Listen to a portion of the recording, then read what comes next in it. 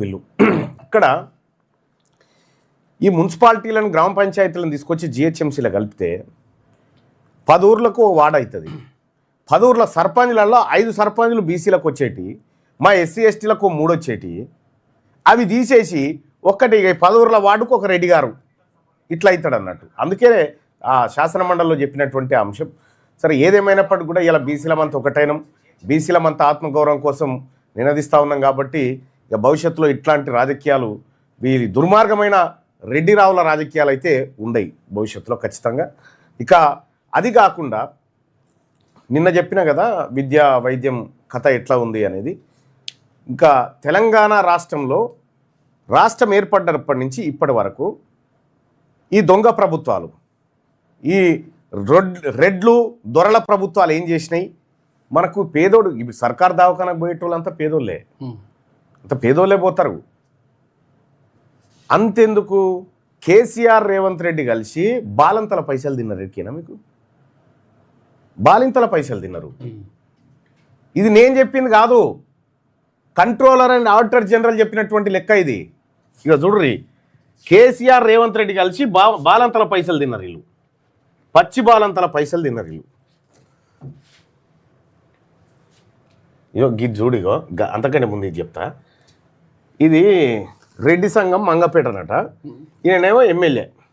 ఈ ఎమ్మెల్యే పక్క పొంటి 1 ఇంచు పెద్దగా చేసుకున్నాడు ఈ రెడ్డి గారు. ఈ రెడ్డి ఎమ్మెల్యే పక్క పొంటి బీసీ ఓడేవాడన్నా మా ఎస్సీ ఓడేవాడన్నా జర మీదకి ఇట్లా పోటు వేసుకుంటే బతకరిస్తారా? మేడిపల్లి సత్యం గారు, నువ్వు ఆ ఎమ్మెల్యే ఆయన అసలు నువ్వు ఉందా అది కంట్రోల్లా ఈ నియోజకవర్గం? సరే, తెలంగాణ రాష్ట్ర ప్రభుత్వం ప్రభుత్వ ఆసుపత్రులలో మందులు కొనమని చెప్పి బడ్జెట్ రిలీజ్ చేసిరు. సర్కారు దవాఖానలో పేదోళ్ళు వస్తారు కదా, చూసి సిటీ రాసి వాళ్ళకి మందులు ఇవ్వమని చెప్తే ఫస్ట్ అంతకంటే ముందు ఈ లైవ్ను లైక్ చేయండి, షేర్ చేయండి, మీరు ఫ్రీగా వాడుకోండి. ప్రభుత్వ ఆసుపత్రిలో మందులు శస్త్రచికిత్స సామాగ్రి అంటే సర్జరీ చేసే బ్లేడ్లు అవి ఇవి కొనమని చెప్పి కొనుగోలుకు సంబంధించి వైద్య ఆరోగ్య శాఖ కింద వివిధ సంవత్సరాల్లో జరిగిన బడ్జెట్ కేటాయింపులు మరియు వాస్తవ ఖర్చుల వివరాలు అందించిన పత్రాల ఆధారంగా ఇక్కడ ఉన్నాయి. మందుల కొనుగోలుకు ప్రభుత్వ ఆసుపత్రుల కోసం కేంద్రీకృత పద్ధతిలో మందులు కొనేందుకు కేటాయించిన నిధులలో చాలా వరకు ఖర్చు చేయకుండా మిగిల్చినట్టు నివేదికలు చెప్తున్నాయి. మందులు కొనమంటే కొనలే.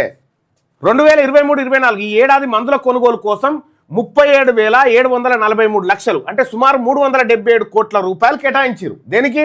మందులు సర్కారు దవాఖానలో గోళీలు సూదులు కొనేందుకు, బయట ఈ మెడికల్ షాప్లకు రాయకుండా 377 కోట్లు కేటాయిస్తే 283 కోట్ల రూపాయలు మాత్రమే ఖర్చు చేసి, అంటే దాదాపు 94 కోట్ల రూపాయలు మందు సూదీలు సర్కారు దవాఖానలో కొనాల్సిన డబ్బుల్ని వాపసు ఎత్తుకొని పోయారు. చూసుకో, ఎక్కువైనట్టు 2018-19 బడ్జెట్లో దాదాపుగా 33,200,000 అంటే దాదాపుగా 332 కోట్లు 332 కోట్ల రూపాయలు కేటాయించారు బడ్జెట్లో.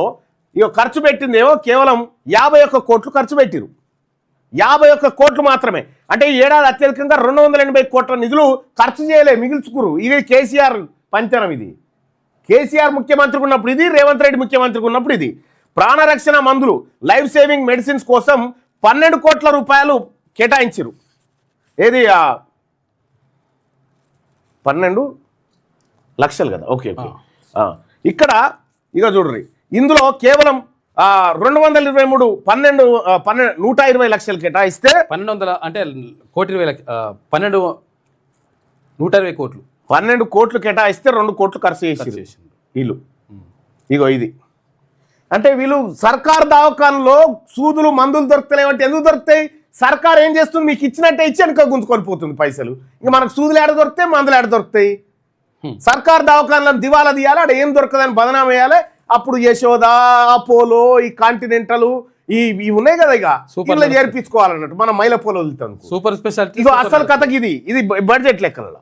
ఇక శస్త్రచికిత్స సామాన్ అంటే ఆపరేషన్ థియేటర్ల సమాను కొంటాం. ఈసారి పేదోళ్లకు ఆపరేషన్లు చేస్తామని కత్తులు కత్తెరలు 2023-24 సర్జికల్ కన్జ్యూమబుల్ కోసం దాదాపు 110 కోట్లు కేటాయించారు. 2023-24లో ఎంత ఖర్చు చేసిరు అంటే 21 కోట్లు ఖర్చు చేసిరు. 110 కోట్లు కేటాయించి దాంట్లో 88 కోట్లు ఖర్చు చేసి 21 కోట్లు మిగిల్చుకున్నారు.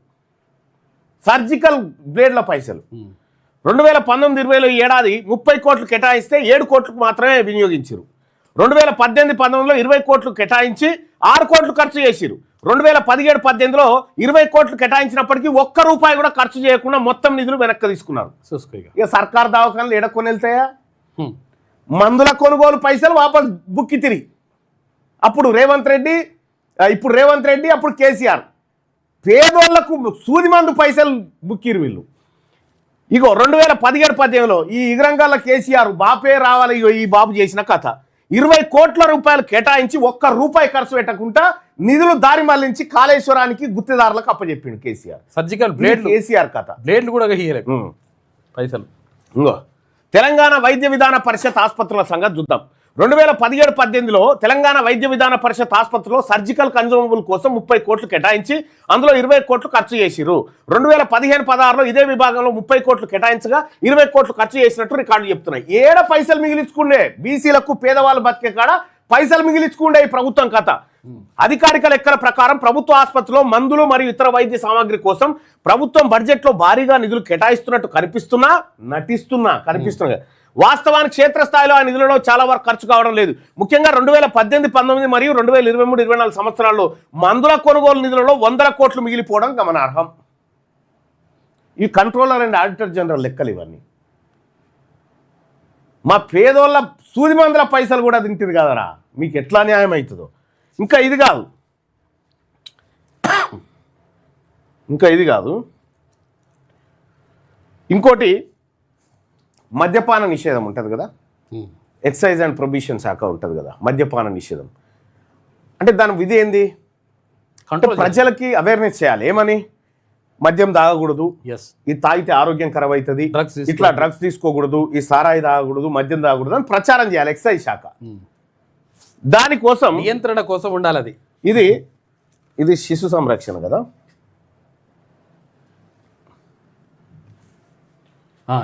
ఇది మద్యపానం తాగొద్దురా అని ప్రచారం చేసేందుకు 2014-15 ఆర్థిక సంవత్సరం ఎక్సైజ్ శాఖ చూస్తే కేటాయింపు మద్యపాన దుష్ప్రభావాలపై ప్రచారం కోసం 4 కోట్ల రూపాయలు దానికి. మద్యపానం తాగొద్దు అని ప్రచారం చేస్తున్నందుకు 4 కోట్ల రూపాయలు కేటాయించి ఖర్చు చేసిందంటే ఈ నిధులను అసలు వినియోగించలేదు, మొత్తం నిధులు వెనక్కి తీసుకున్నారట. ఇంకా కావాలంటే తాగురానికి ప్రచారం చేస్తారు. 2018-19 ఆర్థిక సంవత్సరంలో కేటాయింపు 50.01 లక్షలు కేటాయించారు. వాస్తవ ఖర్చు ఒక్క రూపాయి కూడా ఖర్చు చేయలేదు. ఇది ఇగురంగాల కేసీఆర్ పరిపాలన. కారణం పరిపాలన పరమైన ఉత్తర్వులు రాకపోవడం వల్ల పనులు ప్రారంభం కాలేదు, అందుకే నిధులన్నీ వెనక్కి ఇవ్వబడ్డాయి. ఇంకా ఇది కాకుండా ఇగో పసిపోరగాలది పసిగుడ్డు అప్పుడే పుట్టిన పసిబిడ్డను కాపాడాల్సినటువంటి పైసలు మింగిరి వీళ్ళిద్దరు. తెలంగాణ రాష్ట్రంలో శిశు సంరక్షణ మరియు సంక్షేమం, women child and disabled welfare ఆ గ్రాంట్ లెక్క అది. ఇది ఏంటంటే ఇగో ఈ పద్ధతిలో రాసిరు అన్నట్టు. శాఖకు సంబంధించిన బడ్జెట్ కేటాయింపులు, వాస్తవ ఖర్చులు మరియు మిగిలిన నిధుల వివరాలు అందించిన అధికారిక పత్రాల ప్రకారం అప్రాప్రియేషన్ అకౌంట్స్ నుంచి తీసుకునేవి. ఇవి నా లెక్కలు కాదు, కాగ్ నివేదిక లెక్కలు ఆధారంగా ఇగో 2014-15లో శిశు సంరక్షణ అప్పుడే పుట్టినటువంటి బిడ్డకు పాల కోసమో మందుల కోసమో లేకపోతే ఇతరత్ర వైద్య ఖర్చుల కోసం ఓ కార్యక్రమం ఉంటుంది కదా, దాంట్లో 2014-15లో 1600 కోట్ల రూపాయలు దానికి కేటాయించారు శిశు సంరక్షణ కోసం. ఖర్చు చేసింది 795 కోట్లు, ఇలా మిగిల్చుకొని తిన్నది 812 కోట్లు. ఈ రేవంత్ రెడ్డి కేసీఆర్ చేస్తున్న దందాలు చూడరు ఎట్లున్నాయో. 2015-16లో 1500 కోట్లు కేటాయించారు, 411 కోట్లు మింగిరల్లా. 2017-18లో 1745 కోట్లు కేటాయించారు, 470 కోట్లు మింగిరు మళ్ళా. 2018-19లో 1838 కోట్లు కేటాయించారు, 636 కోట్లు మింగిరు వీళ్ళిద్దరు. 2019-20లో 1500 కోట్లు కేటాయించి 238 కోట్లు మింగిరు. 2023-24లో 1793 కోట్లు కేటాయించి 92 కోట్లు మింగిరు. ఇట్లా పసిబోరగాలది, పసిగుడ్డులది, అప్పుడే పుట్టినటువంటి పేద పిల్లలు ఎవరైతే ఉన్నారో తల్లి గర్భంలోంచి పుట్టిన తర్వాత శిశువులు ఉంటారు కదా, వాళ్ళ కోసం మొత్తం తెలంగాణ రాష్ట్రం వచ్చిన తర్వాత 10,034 కోట్లు కేటాయించి 3,701 కోట్లు మింగిరు. ఇలా మింగిరు. ఇది ఇలా రేవంత్ రెడ్డి గారు కూడా ఉన్నాడు. ఇలా పసిబోరగాల పైసలు తిన్నారా వీళ్ళు, ఈ పార్టీ వాళ్ళు, ఈ బీఆర్ఎస్ కాంగ్రెస్ వాళ్ళు. ఇంకో ఇది ఒక్కసారి చూస్తే తల్లి మరియు శిశు ఆరోగ్యంకి సంబంధించినటువంటిది. తల్లి మరియు శిశు సంరక్షణ కోసం ఉద్దేశించిన పథకాల్లో ప్రతి ఏటా భారీగా నిధులు మిగిలిపోతున్నాయి. కేసీఆర్ కిట్ అని పెట్టిండు. కేసీఆర్ పేరుకే అది. దాని వెనకాల 2023-24 బడ్జెట్లో దీనికోసం 329 కోట్లు కేటాయించగా వాస్తవంగా ఖర్చు చేసింది 3 కోట్లు. 329 కోట్లు ఇగో దీనికోసం ఖర్చు చేస్తున్నా అని కేసీఆర్ అప్పట్లో గప్పాలు కొట్టిండు. హరీష్ రావు గప్పాలు కొట్టిండు. తీరా ఏమైందిరా నాయన, ఎన్ని ఖర్చు చేసిరంటే 3 కోట్లు. 329 కోట్లేడా, 3 కోట్లేడా అంటే దాదాపు 98% నిధులు ఖర్చు చేయలేదు కేసీఆర్ కిట్టు పేరు మీద. ఈ పైసలన్నీ అటెత్తుకపోయిండు కాంట్రాక్టర్లకు. కేసీఆర్ న్యూట్రిషన్ కిట్ అని పెట్టిండు. ఇందులో కేంద్ర ప్రభుత్వం వాటా వస్తుంది. ఇందులో 150 కోట్ల రూపాయలు కేటాయించి ఒక్క రూపాయి కూడా ఖర్చు చేయలేదు. కేసీఆర్ న్యూట్రిషన్ కిట్ పేరు మీద 150 కోట్లు కేటాయించి ఒక్క రూపాయి కూడా ఖర్చు చేయలే. ఇగో ఇది అమ్మఒడి అని పెట్టిండు. ఇదే ఏడాది ఈ సేవల కోసం కేటాయించిన 5 కోట్లు కూడా అసలు ఖర్చు కాలేదు. చూసుకో ఇగో వీళ్ళ పథకాలు, వీళ్ళ లెక్క, వీళ్ళ మోసం. ఈ లెక్కలు చూడరు, ఇక మీకు అర్థమవుతుంది. పసిపిల్లల కథ ఇది. పాపం బాధ. ఇక్కడ అంగన్వాడీ మరియు శిశు సంక్షేమ సేవల కోసం ICDS ఇంటిగ్రేటెడ్ చైల్డ్ డెవలప్మెంట్ సర్వీసెస్కి సంబంధించి 2017-18లో 26 కోట్లు ఖర్చు చేయకుండా మిగిల్చిర్రు. అంగన్వాడీల పేద పిల్లల బువ్వ కూడా ఎత్తుకపోయారు. ఆ గుడ్లు పాల బువ్వ పెట్ట కూడా ఎత్తుకపోయారు. దీని కింద జీతాల కోసం 31.47 లక్షలు అదనంగా తీసుకున్నప్పటికీ అసలు బడ్జెట్ నుంచి భారీగా కోతబడ్డది. అంటే చిన్న పిల్లల అంగన్వాడీ కాడ మన పేద పిల్లల సొమ్ము కూడా తిన్నారు వీళ్ళు. శిశు సంరక్షణ సేవలు ఇక్కడ 2023-24లో 14.56 కోట్లు కేటాయించగా 5.68 కోట్లు తగ్గించి కేవలం 8.89 కోట్లు మాత్రమే ఖర్చు చేశారు. ICPS ఇక్కడ 2023-24లో దీనికోసం 33 కోట్లు కేటాయించగా వాస్తవం ఏం 17 కోట్లు. ఎటు పోతున్నాయి 20 మరి పైసలు? కేటాయింపులు అనౌన్స్మెంట్లేనా, డైలాగులేనా? ఖర్చు ఎందుకు చేస్తలేరు? బడ్జెట్లో సూపర్ డూపర్ అంటారు. డూపరు ఇలా బల్లలు కొట్టుడు. ఏ ప్రభుత్వం ఇయ్యాలంతా మేము ఇస్తా ఉన్నామని డైలాగులు కొట్టుడు. ఈ అమ్మాయి దొంగలరా నాయన వీళ్ళిద్దరు. ఒడ్లు కొని అన్నట్టున్నారు. ముఖ్యమైన శిశు సంరక్షణ పథకాల విశ్లేషణ చూస్తే మౌలిక సదుపాయాలు, భవనాల నిర్మాణం, అంగన్వాడీ కేంద్రాల నిర్మాణం కోసం కేటాయించిన నిధులను వినియోగించడంలో ప్రభుత్వం విఫలమైంది. 2015-16లో అంగన్వాడీ భవనాల కోసం 20 కోట్లు కేటాయించగా 18 కోట్లు ఖర్చు చేయకుండా మిగిల్చారు. 18 కోట్లు మింగిరు. ఇలా 20 కోట్లు కేటాయిస్తే 18 కోట్లు మింగిరు కాంట్రాక్టర్లకు. 2018-19లో అంగన్వాడీ కేంద్రాల నిర్మాణం MGNREGA కింద ఎంత 15 కోట్లకు ఒక్క పైసా కూడా వాడకుండా వెనక్కి పంపించేసారట. ఈ పేదోళ్ళకి ఇస్తారా? ఈ పేదోళ్ళ కారా మనం తిండి పెట్టేది? ఉన్నది మనం బ్రెడ్లు వెలమాలు పంచక తింటాం. కానీ ఇది మన పోరగాల బువ్వ ఎత్తుకపోయారా, మన గోళీలు ఎత్తుకపోయారు, మన సూదులు ఎత్తుకపోయారు. ఇగో అందించిన పత్రాల ప్రకారం ఇక ఇక్కడ చూడండి, ఏది ఎక్సైజ్కి సంబంధించి ఇక మద్యం మరియు మాదక ద్రవ్యాల నివారణ జాతీయ విధానం వాస్తవ ఖర్చు ఈ పథకం కింద 2.75 కోట్లు ఖర్చు చేశారు. ఈ ఖర్చు కోసం బడ్జెట్లో ఎలాంటి ముందస్తు కేటాయింపులు లేవని, ఇది నిబంధనల ఉల్లంఘనని ఆడిట్ నివేదిక పేర్కొంది. ఇవ్వనికి దోషింది వాడిగా పప్పు బెల్లాల లెక్క పంచక తిన్నారు. ఇక చూడరు, ఇక ప్రభుత్వ ఆసుపత్రులలో మన గోళీలు పోయినాయి, మన సూదులు పోయినాయి, మన అంగన్వాడీ పొరగాల బతుకు పోయింది, శిశు సంరక్షణ పోయింది, పచ్చి బాలింతల పైసలు పోయినాయి. ఎందుకు పోతా ఉన్నాయి ఇవన్నీ అంటే ఈ దొంగల కోట్లు వేస్తున్నాం కాబట్టి చేస్తున్నారు ఈ పనంతా. ఈ కాంగ్రెస్, BRS, BJP దొంగలకు మనం ఓట్లు వేస్తున్నాం కాబట్టి మన పోరగల 500 రూపాయలు మనం ఆడ ఓటుకు తీసుకుంటున్నాగా అంగన్వాడీ కదా నీ బిడ్డే అన్నం కట్ చేస్తుర్రు. గుడ్డు పాలు 500 రూపాయలు నీకు ఇస్తా ఉన్నాడు కదా, సర్కార్ దవాఖానికి వాడికి పోగానే నీకు గోళీలే సూది లేదని చెప్తా ఉన్నాడు, అది ఆడ కట్ చేస్తా ఉన్నాడు. ఇన్ని రకాలుగా మిమ్మల్ని 500 రూపాయలకు దోపిడీ చేస్తా ఉన్నారు కదా, ఇన్ని వేల కోట్ల రూపాయల మీ సొమ్మును 500 రూపాయలకు అమ్ముకుంటా ఉన్నాం మనము. ఆ పరిస్థితి వచ్చింది. నేను చెప్తా ఉన్నా, విఘ్నులైన ఓటర్ మహాశైలారా, మీకు ఏది కావాలి ఇలా చెప్పు. 500 రూపాయలు కావాలా, ఈ ఆరోగ్యం కావాలా? ఆలోచించుకోండి. ఈ ప్రజలకు ఈ దొంగల ముఠ బడ్జెట్ మీద పడి, రాశి మీద పడి పందికొక్కులు తిన్నట్టు తింటా ఉంది మన సొమ్ము. కాబట్టే తెలంగాణ రాజ్యాధికార పార్టీ క్లియర్గా చెప్పింది. తెలంగాణ రాజ్యాధికార పార్టీ అధికారంలోకి వచ్చిన తర్వాత ఈ యశోదలు, ఈ కిమ్సులు, ఈ అపోలలు ఉండయి.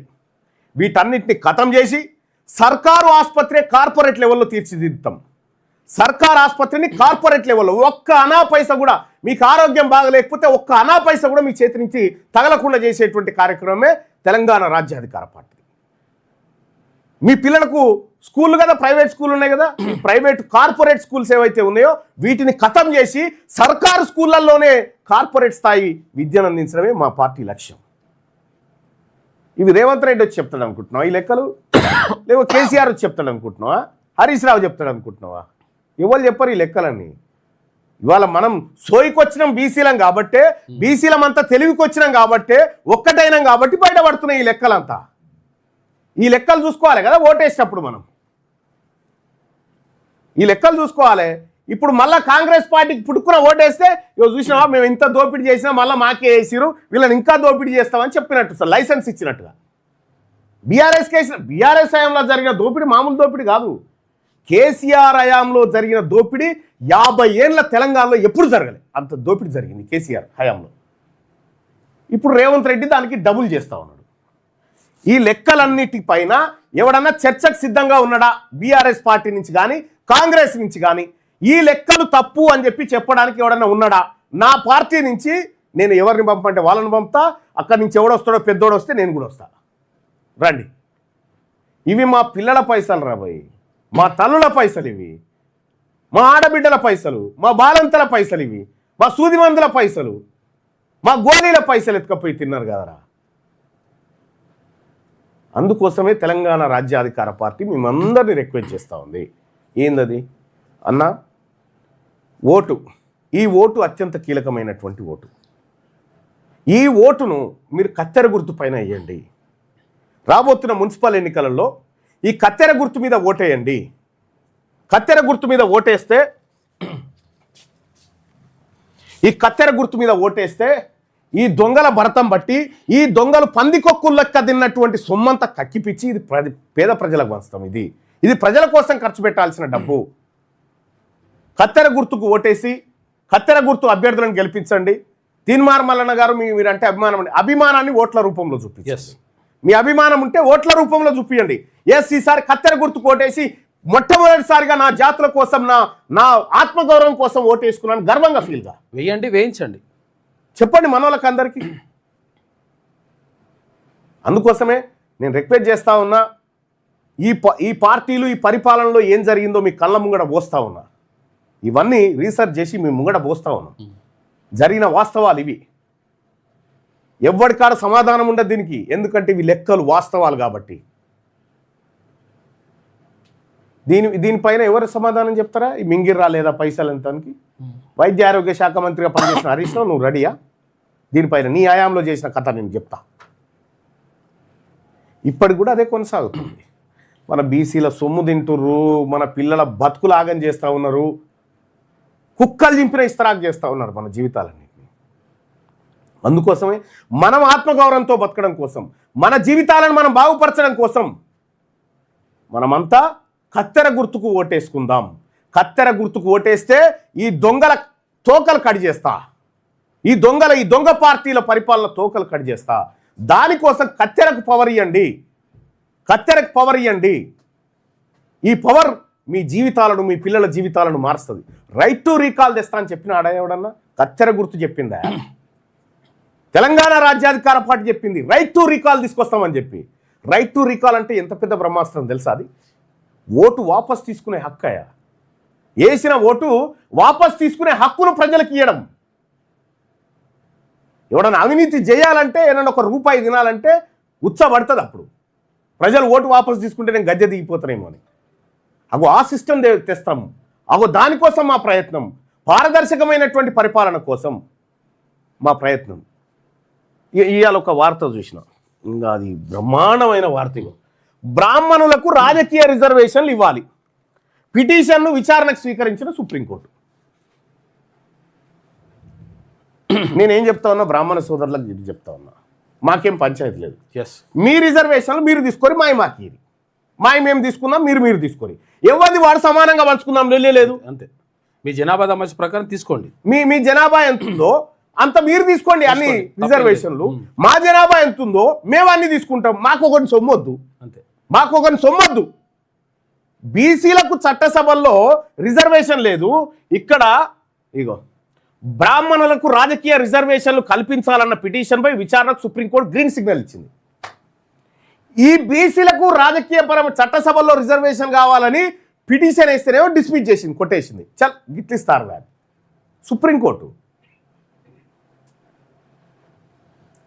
ఏం చెప్పింది ఎరికైనా? బీసీలకు సంబంధించినటువంటి పిటిషన్ వేసినప్పుడు రిజర్వేషన్లు అనేటివి ప్రభుత్వాలు ఇస్తాయి, ఖాళీ మేము ఈ రాజ్యాంగాన్ని పట్టుకొని ఈ రిజర్వేషన్లు దీన్ని ఏమైనా ఉల్లంఘించినా చెక్ చేయడమే మా పని అని చెప్పింది సుప్రీంకోర్టు.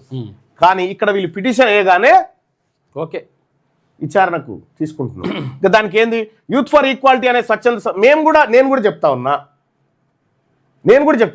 మీరు ఎట్లా తీసుకుంటున్నారో మాకు అట్లే కావాలి గంతే. ఈడబ్ల్యూఎస్ రిజర్వేషన్ తీసుకున్నారు కదా, మా పాలు మాకు కావాలి, మా వాటా మాకు కావాలి. మేము జనాభాలో 160% ఉన్నాం, మా 60 పాలు మాకు కావాలి. ఇది తెలంగాణ రాజ్యాధికార పార్టీ చెప్తా ఉంది. నీ సొమ్ము నాకెందుకు, నా సొమ్ము నీకెందుకు, ఊకే సప్పుడు చేయక మంచిగా అన్నదమ్ములు లెక్క ఎవరిని వాడు పంచుకొని తింటే అయిపోతుంది కదా. రిజర్వేషన్లు కానీ ఉద్యోగాలు కానీ ఇంకేదన్నా కానీ వాళ్ళు కూడా బీసీలకెళ్ళి వస్తారట. వాళ్ళని రాజకీయ వెనుకబడిన తరగతులు పొలిటికల్లీ బ్యాక్వర్డ్ క్లాసెస్ అని పెట్టి పరిగణించి రిజర్వేషన్లు కల్పించాలని పిటిషనర్ తరఫు న్యాయవాది వాదించారు. సుప్రీం ఈ పిటిషన్ విచారణకు స్వీకరించినప్పటికీ సాధారణంగా సామాజికంగా విద్యాపరంగా వెనుకబడిన వర్గాల నుంచే రాజకీయ వెనుకబడతనం పుడుతుందని ప్రాథమికంగా అభిప్రాయపడింది. ఒకవేళ ఎస్ఈబీసీ జాబితాలో ఉన్న వర్గాలకు సరైన ప్రాతినిధ్యం లేకపోతే వారిని పీబీసీలుగా గుర్తించి రిజర్వేషన్ కల్పించడంలో అర్థం ఉందని కోర్టు ఇయ్యొచ్చు అని చెప్తుంది. ఒక రకంగా ఇయ్యొచ్చు అని. ఆ సుప్రీంకోర్టులో మన బీసీ న్యాయమూర్తులు ఉండరు కదా, వాళ్ళే అగ్రవర్ణాలు ఉంటారు కాబట్టి వాళ్ళ పిటిషన్లు స్వీకరణకు పోతే నేను చెప్తా ఉన్నా, బ్రాహ్మణ సోదరులకు కూడా చెప్తా ఉన్నా, మనం సమానంగా పంచుకొని తిందాం దారి. బరాబర్ అట్లేం లేదు, మనము సమానంగా పంచుకొని తిందాం దారి. ఈ తెలంగాణ రాష్ట్రంలో బ్రాహ్మణులకు వైశ్యులకు వీళ్ళిద్దరికి చెప్తా ఉన్నా, మీ వాటా దొబ్బక తింటుంది ఈ రెడ్లు దొరలే, మీ వాటా దొబ్బక తింటుంది వాళ్ళే రెడ్లు వెలమలు, వీళ్ళు మీ వాటా దొబ్బక తింటా ఉన్నారు. మీకు మీ వాటా సమానంగా ఇచ్చేది తెలంగాణ రాజ్యాధికార పార్టీ ఒకటే. మీ వాటాను మీకు బరాబర్ వాళ్ళు ఎత్తుకపోతున్న వాటాను కట్ చేసి మీకు వాటాను పంచడమే. మేము చేస్తాం ఆ పని, మా వాటా మేము తీసుకుంటాం, మీ వాటా మీరు తీసుకోరి. మా ఎస్సీ ఎస్టీ సోదరుల వాటా కొద్దిగా తగ్గింది, వాళ్ళకు కూడా పెంచుకోవాలి. మన అందరి కలిసి ఎత్తుకపోయి తింటుంది వీళ్ళే, ఈ రెడ్లు ఈ దొరలు. అందుకోసమే నేను చెప్తా ఉన్నా, తెలంగాణ రాజ్యాధికార పార్టీ చెప్తా ఉంది, మా వైశ్య సోదరులారా, మా కోమటి సోదరులారా, మా బ్రాహ్మణ సోదరులారా, మీ వాటా ఎవరు దొబ్బక తింటారు. ఈడబ్ల్యూఎస్ పేరు మీద ఎక్కువ సర్టిఫికెట్లు తీసుకుంది వాళ్ళు. మీ పిల్లలకు అన్యాయం జరుగుతూ ఉంది, మీ పిల్లలకు అన్యాయం జరుగుతూ ఉంది. మీ పిల్లలకు న్యాయం జరగాలంటే కూడా తెలంగాణ రాజ్యాధికార పార్టీ ద్వారానే సాధ్యమవుతుంది. మీ వాటా మీకు ఎంత వస్తుందో లెక్క చేసి దాన్ని పక్కకు పెట్టి తీసుకుంటే అయిపోయాయి, లొల్లే లేదు కదా. రాజకీయ వాటా కావాలని బ్రాహ్మణులు పిటిషన్ వేస్తే సుప్రీంకోర్టు విచారణకు స్వీకరిస్తుంది. బీసీలకు రిజర్వేషన్ కావాలి చట్టసభలో వేస్తే కొట్టేస్తుంది. ఇది న్యాయం ఈ దేశంలో. నేనేమంటున్నా, మీరు కోట్ల దాకా పోవాల్సిన పని లేదు, కూర్చుందాం, కూర్చొని ఎవరి పాలు వాడు తీసుకుంటే అయిపోయాయి కదా, ఎవరి పాలు వాడు తీసుకుంటే అయిపోతుంది కదా. ఇదే భారత పార్లమెంటు చట్టం చేసి బీసీలకు రిజర్వేషన్ ఇవ్వాలంటే సుప్రీంకోర్టు అట్టెట్లు ఇస్తామని చెప్పి కూర్చొని కొట్లాడింది. 2 ఏళ్ళు ఆపింది సుప్రీంకోర్టు ఇందిరా సాహ్ని కేసులో. ఈడబ్ల్యూఎస్ రిజర్వేషన్ అదే భారత పార్లమెంట్ తీసుకొస్తే లేలే ఇవ్వచ్చు వీళ్ళకి అని చెప్పేసింది. 50% లిమిట్ లేదు, ఇవ్వచ్చు అని చెప్పేసింది. ఈ దేశంలో అత్యంత దెబ్బతింటుంది, ఈ రాష్ట్రంలో అత్యంత దెబ్బతింటుంది బీసీ వర్గాలే, బీసీలమే, మనమే. వాళ్ళ వాటా వాళ్ళు పంచుకొని తింటా ఉన్నారు. మన పేదోనికే వాటా లేదు. మనమందరం మన వాటా తీసుకోవాలి. మనం ప్రతి కుటుంబానికి 2 ఎకరాల భూమి తీసుకోవాలి. మనం ఇంకా ఏమీ తీసుకోలే, మనం తీసుకోవాల్సిందే. ప్రతి కుటుంబానికి 2 ఎకరాల భూమి తీసుకోవాలా, మన ఉద్యోగాల వాటా మనం తీసుకోవాలా, మన నిధుల వాటా మనం తీసుకోవాలా, మన రాజకీయ వాటా మనం తీసుకోవాలా. దీనికోసం ఈ ఆత్మగౌరవం, ఈ అధికారం, ఆత్మగౌరవం, వాటా పార్టీ నినాదంలో ఉంది చూడండి. అధికారం, ఆత్మగౌరవం, వాటా, ఇది పార్టీ నినాదం. ఈ పార్టీ అంత ఉత్తగ కాదు. ఇక్కడ వరి గొలుసులు, ఇక్కడ కార్మికుడు, ఇక్కడ పిడికిలి, ఈ బీసీ వర్గాల ప్రజలు మేజర్గా వీటి చుట్టే ఉంటారు. కాబట్టి ఈ వర్గాలకు కత్తెర తీసుకొచ్చినాం. మా మేరన్న అందమైన బట్టలు కుట్టాలంటే కత్తెర కావాలి. మా డాక్టర్లకు మా డాక్టర్లు ఆపరేషన్లు చేయాలంటే కత్తెర కావాలి, కుట్లేయాలంటే నాయ బ్రాహ్మణుడు, మా నాయ బ్రాహ్మణ సోదరులు అందంగా ఒక మనిషిని తీర్చిదిద్దాలంటే కత్తెర కావాలి. నాగరికుని చేస్తున్నాడు. ఇక్కడ మా యాదవ సోదరులు గొర్రెలకు సంబంధించినటువంటి ఉన్ని కట్ చేయాలంటే కత్తెర కావాలి. ఈ కత్తెర మామూలు కత్తెర కాదు, ఇది ఈ వర్గాల కత్తెర. ప్రజలారా, మన కత్తెరకు మనం ఓటేసుకోవాలా. రాబోయేటువంటి మున్సిపల్ ఎన్నికల్లో మీ అందరికి కూడా రిక్వెస్ట్ చేసి చెప్తా ఉన్నా, ఆత్మగౌరవం అనేది చాలా ఇంపార్టెంట్. మీకు ఇదే 500 రూపాయలు తీసుకుపోయి రెడ్డి వాళ్ళ ఇంటికాడికి పోయి ఓటు కొనుక్కరా చూద్దాం. అమ్మరాలు ఎందుకు అమ్మరు? లేలే, మాకు ఇది కాదురా కావాల్సింది, బడ్జెట్ కావాలంటారు. మనకేమో ఈ 500 ఇచ్చినా చాలంటామా? ఎందుకనాలే? 500కి ఇంకో రూపాయి కలిపాను మొఖాన కొట్టు, అయినా వాడు ఇవ్వాలి. ఎన్నికల్లో పొడి చేయడానికి కూడా ఇబ్బంది పడతా ఉన్నాండి. ఎన్నికల్లో నామినేషన్ వేయడానికి కూడా రెడ్లు ఇబ్బంది పడతా ఉన్నారు. ఎందుకంటే బీసీలు అంతా ఒకటేరు కదా, ఎక్కడ చూసినా బీసీల చర్చే కదా. కాంగ్రెస్ పార్టీలో ఉన్న బీసీలారా, బీఆర్ఎస్ పార్టీలో ఉన్న బీసీ సోదరులారా, ఎస్సీ ఎస్టీ సోదరులారా, బీజేపీలో ఉన్నటువంటి సోదరులారా, మీకు ఈ పార్టీలు మోసం చేస్తే బీఫామ్లు ఇయ్యాయి, మీకు మోసం చేస్తే ఈ పార్టీలు మీతోటి పని చేయించుకుంటే, మీరు కన్న కష్టం చేసి కన్న తల్లిదండ్రులను కూడా వదిలిపెట్టి ఈ పార్టీల జెండాలు పట్టుకొని తిరిగిన వాళ్ళు, ఈ పార్టీ ప్రయోజనాల కోసం తిరిగిన వాళ్ళు, మీకు బీఫామ్లు ఇయ్యరు వీళ్ళు. ఎందుకంటే రెడ్డి ఎమ్మెల్యేలు వెలమ ఎమ్మెల్యేలు ఇయ్యరు కదా, ఇయ్యరు. అప్పుడు మీరేం చేయాలి? మాకు ఒక పార్టీ ఉందిరా, బీఫామ్లు ఇచ్చే పార్టీ, మాది బీసీల పార్టీరా అని చెప్పి రండి సోదరులారా, మేమందరం ఉన్నాం మీకోసం. ఇలా తెలంగాణ రాజ్యాధికార పార్టీ మీ అందరికి కూడా, ఎవరైతే అణిచివేతకు గురై అవమానాలకు గురైనో వాళ్ళందరికీ కూడా వేదిక కల్పిస్తూ ఉంది. కత్తెర గుర్తు మీద పోటీ చేయండి. కత్తెర గుర్తు ద్వారా మన ఆత్మగౌరవాన్ని చాటి చెప్పండి. ఇంకా ఇవన్నీ పత్రికలలో రావు, పత్రికలలో రావు. మన చుట్టూ కట్లు కట్టిరు వీళ్ళంతా. అగ్రవర్ణాలలో కట్టు కట్టి మనంతా గుంపు కింద పడేసి అడకత్తినేటోళ్ళు లెక్క చేసిరు. ఈ కత్తెర ఎందుకు ఉపయోగపడుతుందో తెలుసా? అది ప్లే చేయి.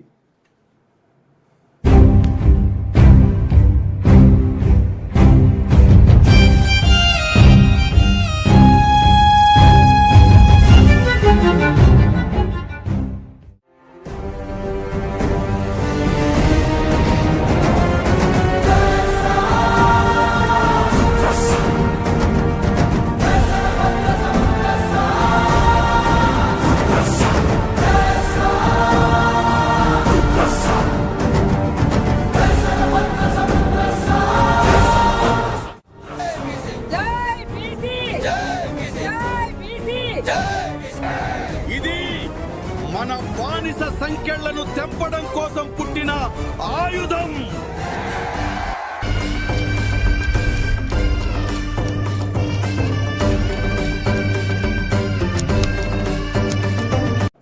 అగో అందుకు ఉపయోగపడుతుంది ఈ కత్తెర. మనల్ని బానిసలుగా సెల్లులలో బంధించి కట్టిరు కదా, మీ కట్లు విప్పేసేది కత్తెరనే, మీ బానిసత్వాన్ని పడగొట్టేది కత్తెరనే, మిమ్మల్ని అధికారంలోకి తీసుకొచ్చేది కత్తెరనే. కాబట్టి మీ అందరికీ రిక్వెస్ట్ చేస్తా ఉన్నా, రాబోయేటువంటి మున్సిపల్ ఎన్నికల్లో కత్తెర గుర్తుకు ఓటేసి అభ్యర్థులను గెలిపించాల్సిందిగా తెలంగాణ రాజ్యాధికార పార్టీ నుంచి మీకు రిక్వెస్ట్ చేస్తా ఉన్నా. ఇక అలాగే మొట్టమొదటిసారిగా నిన్న నేను సంతకం పెడతా ఉన్నా, ఏ ఫామ్ల మీద సంతకం పెడతా ఉన్నా, బీ ఫామ్ల మీద సంతకం పెడతా ఉంటే గీ రోజు కోసమే కదా, గిది లేకనే కదా మన జాతులు దెబ్బతిన్నాయి.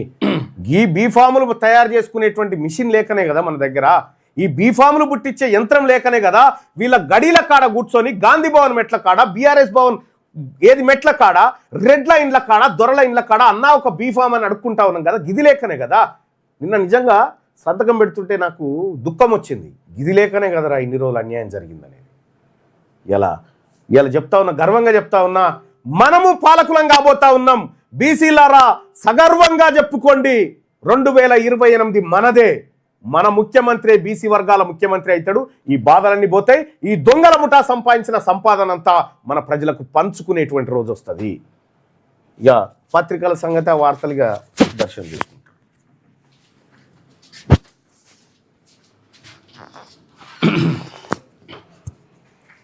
వార్తల్లోకి వెళ్దాం. చూసిరు కదా ఎక్కడెక్కడ ఎన్ని పైసలు, ఎవరెవరి పైసలు, ఏం కథ అయింది, ఏం లెక్క, అసలు కేటాయించింది ఎంత, పంచుతుంది ఎంత, నిజంగా అసలు యాక్చువల్గా కేటాయించిన పైసలు వస్తున్నాయా వస్తలేవా అంటే ఏడ కూడా లెక్క అంత చూసిరు కదా అది తర్వాత సొంత లెక్కలేం కాదు, తర్వాత ఇంకా వేరే లెక్కలేం కాదు. కంట్రోల్ అండ్ ఆడిటర్ జనరల్ ఇచ్చినటువంటి నివేదికల ప్రకారం తయారు చేసినటువంటి లెక్కలు అవి క్లియర్గా. అందులో ఎక్కడ కూడా తప్పుడు ఉండయి, బరాబర్ ఉంటుంది లెక్క. మీరు ఒకసారి మొత్తం చూసుకుంటే కూడా బరాబర్ తేలిపోతుంది. అంటే మీరు అంటే ప్రభుత్వాలు చేస్తున్నటువంటి దుర్మార్గమైనటువంటి చర్యలు, ఎవరికైతే ఎస్సీ ఎస్టీ బీసీ మైనార్టీలకు చేస్తున్నటువంటి అన్యాయం ఏదైతే ఉందో ఆ అన్యాయమే అక్కడ కనిపిస్తున్నది. మనం అదే అర్థం చేసుకోవాలి. అందుకే తీర్మానం చెప్తున్నాడు క్లియర్గా. ఇక్కడ వివిధ పార్టీలలో మీ పార్టీలలో మీకు టికెట్లు ఇచ్చేటువంటి పరిస్థితి ఉండదు. ఎందుకంటే బీసీలకు కానీ ఎస్సీ ఎస్టీ మైనార్టీలకు కానీ టికెట్లు ఇచ్చేటువంటి పరిస్థితి ఉండదు. మనం జెండాలు పెట్టాలి, జై కొట్టాలి, జెండా పట్టుకోవాలి, జై అనాలి, లేకపోతే అంగిలు చెప్పుకోవాలి, గంతవరకే చూసుకుంటారు. కాబట్టి ఎవరైనా నిజంగా పోటీ చేయాలనుకుంటే డెఫినెట్గా రండి అని చెప్పేసి ఆహ్వానిస్తుంటే తీర్మానం మల్లన్న. ఇక వెలుగు దినపత్రికను చూద్దాం. ముందుగా గద్దెపైకి సారలమ్మ, మేడారం చేరిన వరాల తల్లి, పగిడిద్దరాజు తర్వాత గోవిందరాజు కూడా వచ్చేసింది నిన్న. అంటే అసలు యాక్చువల్గా నిన్న పగిడిద్దరాజు, గోవిందరాజు తర్వాత సారలమ్మ నిన్న గద్దెలపైకి వస్తే ఇవాళ సమ్మక్క గద్దెలపైకి వస్తుంది. కుంకుమ భరిన ఆకారంలో ఇక్కడ చిలకలగుట్ట నుంచి తీసుకొస్తారు. ఇవాళ కన్నెపల్లి మార్గంలో వరం పట్టిన తల్లులు, ఇక శివసత్తుల పూనకాలు, సారలమ్మ వచ్చే తొవ్వలో పోలీసుల 3 అంచెల భద్రత ఏర్పాటు చేసిరు. తల్లుల ప్రధాన గద్దెలపై అలికి ముగ్గులు పెట్టిన ఆడబిడ్డలు. అధికారికంగా ప్రారంభమైన మహాజాతర భక్తజన సంద్రంగా మేడారం తయారైపోయింది. బుధవారం 40 లక్షల మంది మొక్కులు ఇవాళ గద్దెలపైకి సమ్మక్క తల్లి వస్తుంది అని చెప్పేసి ఒక వార్త కనిపిస్తూ ఉంది. నిన్న సారలమ్మను గద్దెపైకి తీసుకొస్తున్న పూజారులు బుధవారం అర్ధరాత్రి గద్దెపై కొలువు తీరిన సారలమ్మ అని చెప్పేసి ఇగో ఇక్కడ జై సారక్క, జై జై సారక్క అంటూ భక్తజనుల జయ జయ ద్వానాలు, డప్పు చప్పుళ్ళు, మంగళహారతుల మధ్య శివసత్తుల సిగాలు ఊగంగా పిల్లల కోసం తల్లులు వరాలు పట్టంగా కన్నెపల్లి నుంచి సమ్మక్క బిడ్డ సారలమ్మ తరలి వచ్చింది. తన రాక కోసం తను వెళ్ళా కళ్ళు చేసుకుని ఎదురు చూస్తున్న లక్షలాది మంది భక్తుల సాక్షిగా బుధవారం రాత్రి 12:28 రాత్రి వస్తుంది, అంటే అర్ధరాత్రి తర్వాత మేడారం గద్దెపైకి వరాల తల్లి కొలువు తీరింది. అంతకుముందు పునుగొండ్ల నుంచి పగిడిద్దరాజు, కొండాయి నుంచి గోవిందరాజును సైతం పూజారులు గద్దెపైకి చేర్చారు. దీంతో 4 రోజుల మేడారం మహాజాతర అధికారికంగా ప్రారంభమైంది.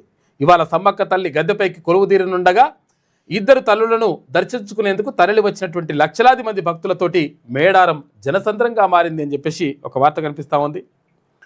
ఇక తల్లుల గద్దెలపై ముగ్గులు, సమ్మక్క సారక్క తల్లులను జాతరలోని గద్దెల ప్రాంతానికి తీసుకొచ్చే క్రమంలో సారక్క పూజారి కాక సారయ్య ఆధ్వర్యంలో 6 సభ్యుల బృందం బుధవారం కన్నెపల్లిలోని సారలమ్మ గుడి వద్ద ప్రత్యేక పూజలు నిర్వహించారు. సారలమ్మ ఇంటి నుంచి 13 కుటుంబాలకు చెందినటువంటి ఆడబిడ్డలు కన్నెపల్లిలోని గుడిని శుద్ధి చేశారు.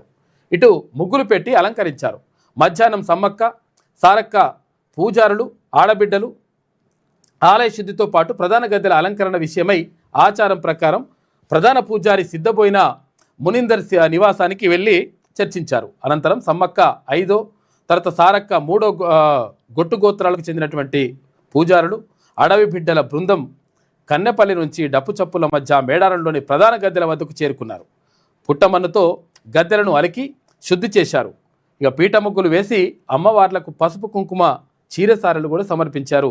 ధూపదీప నైవేద్యాలతోటి ప్రత్యేక పూజలు కూడా నిర్వహించారు. నిన్న సమ్మక్క నిన్న సారలమ్మకు సంబంధించి సారలమ్మ కానీ తర్వాత పగిడిద్దరాజు, గోవిందరాజు వీళ్ళందరూ కూడా వస్తున్నటువంటి క్రమంలో ఒక భక్తులు కూడా ఇక్కడ భక్తులు జయ జయ ద్వారాలు, తర్వాత అక్కడ శివసత్తులు శివాలు అక్కడ శివముగినరు.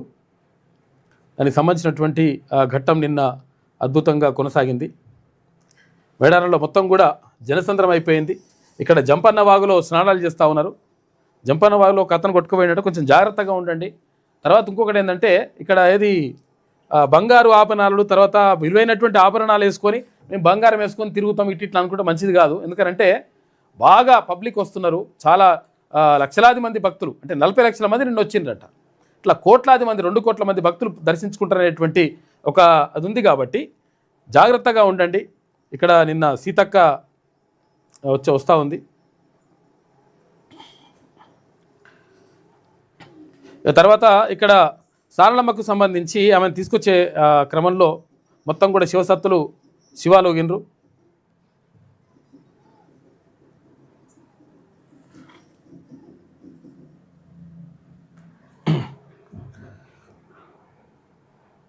ఇట్లా తీసుకొస్తారు, సాంప్రదాయం ప్రకారం ఇట్లా తీసుకొస్తారు. ఒక పోలీసు అధికారి కూడా డ్యాన్స్ చేస్తున్నట్టున్నారు.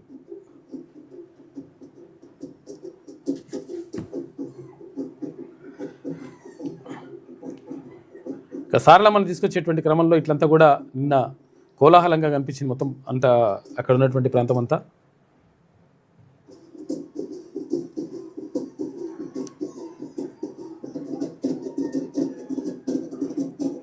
ఆదివాసీల జాతరలో మొత్తం కూడా ఆడి పాడుతున్నారు ఇక్కడ పోలీసులు కానీ భక్తులు కానీ.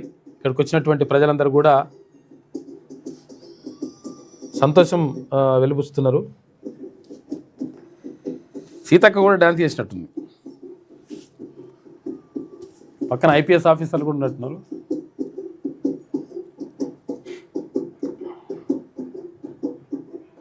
ఇక్కడ అడ్లూరి లక్ష్మణ్ కుమార్ మంత్రి,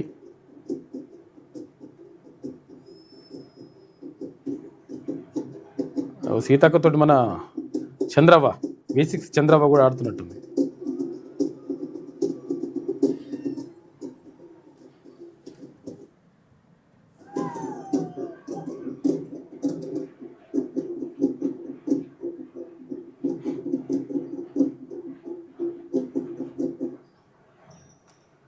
అడ్డూరి లక్ష్మణ్ కుమార్ మంత్రి కూడా వచ్చిండు ఇక్కడ నిన్న అమ్మవారిని దర్శించుకోవడానికి.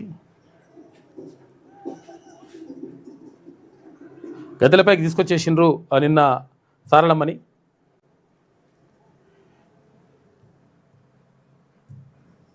మొత్తం కూడా జనసంద్రం అయిపోయింది. బాగా భారీగా పబ్లిక్ తరలి వస్తూ ఉన్నారు. కాకపోతే ఏంటంటే జాగ్రత్తగా ఉండండి అక్కడికి పోయిన వాళ్ళు. ఎందుకనంటే పాపం ఒక తల్లి బాధ చూస్తే మీకు అర్థమవుతుంది. ఎందుకనంటే 3 తులాల బంగారం పోయిందట, 2.5 తులాల 3 తులాల బంగారం పోయిందట.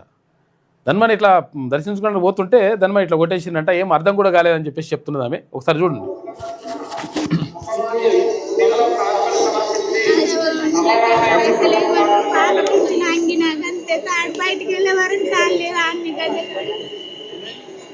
ఎవరి మీది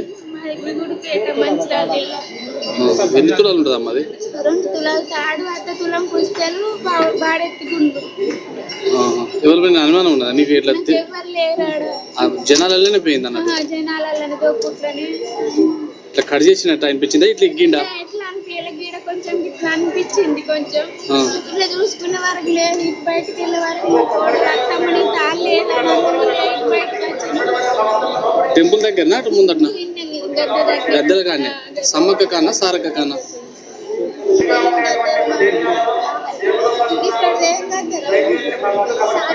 సారక్క కానా? ఇది ఫస్ట్ సమ్మక్క వెనుక సారక్క. సమ్మక్క కానా ఈయనే కదా.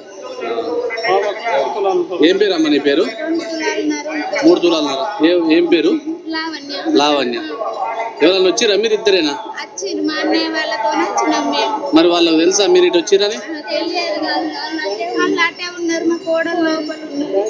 సరే ఓకే. చూసారు కదా.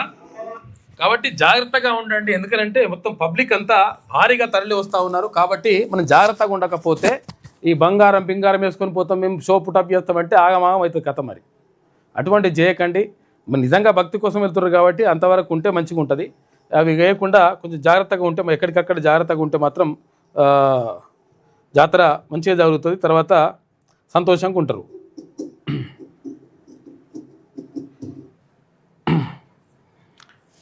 ఇది ఎట్లుంటే ఇక్కడ సమ్మక్క సారక్క జాతరకు సంబంధించినటువంటి అంశం ఇక్కడ ఉంటే, ఇంకొక నిన్న ఒక దుర్ఘటన జరిగింది.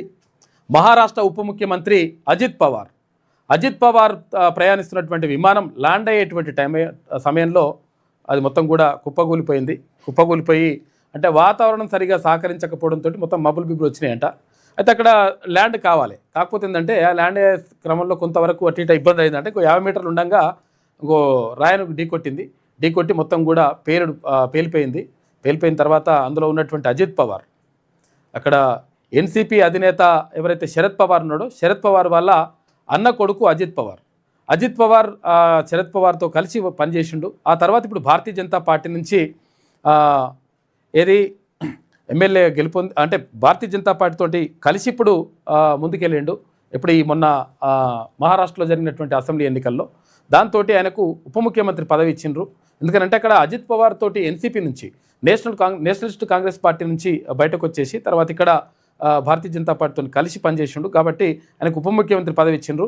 66 సంవత్సరాలు ఉంటాడు అజిత్ పవార్. పాపం ఆయన నిన్న ఈ విమాన ప్రమాదంలో చనిపోయిండు.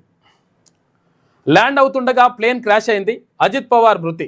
మహారాష్ట్ర డిప్యూటీ సీఎంతో పాటు మరో 4 కూడా చనిపోయారట. ఎవరు? సెక్యూరిటీ ఆఫీసర్ ఒకరు, తర్వాత పైలట్, కో పైలట్, తర్వాత ఇంకొక వ్యక్తిగత సిబ్బంది కూడా చనిపోయినరట. జడ్పీ ఎన్నికల ప్రచారానికి వెళ్తుండగా ఈ ఘోరం జరిగింది. బారామతి ఎయిర్పోర్ట్ రన్వే వద్ద విమాన ప్రమాదం జరిగింది. బారామతి ఎయిర్పోర్ట్ దగ్గర దట్టమైన పొగమంచుతో కనిపించని టేబుల్ టాప్ రన్వే. ఇక రన్వేకు 50 మీటర్ల దూరంలో బండరాయిని ఢీకొట్టింది విమానం. ఇక ప్రధాని మోడీ సహా ప్రముఖులు సంతాపం వ్యక్తం చేసిండ్రు. ఇవాళ బారామతిలో అంత్యక్రియలు ఉంటాయి, ప్రమాదంపై అనుమానాలు ఉన్నాయని చెప్పేసి ఏఐసిసి అధ్యక్షుడు మల్లికార్జున ఖర్గే అంటున్నాడు. మహారాష్ట్రలో ఘోరం జరిగింది. Nationalist congress party NCP chief deputy CM Ajit Pawar, అంటే ఎన్సీపీ 2 వర్గాలుగా చీలిపోయింది. ఇక్కడ అజిత్ పవార్కి సంబంధించి తర్వాత ఇక్కడ శరద్ పవార్ అంటే వాళ్ళ బాబాయ్, ఆయనే పెట్టిన యాక్చువల్గా పార్టీ ఫస్ట్ మరణించారు. బుధవారం ఉదయం పూణే జిల్లాలోని బారామతి ఎయిర్పోర్ట్ వద్ద ల్యాండ్ అవుతుండగా ఆయన ప్రయాణిస్తున్న విమానం కూలిపోయింది.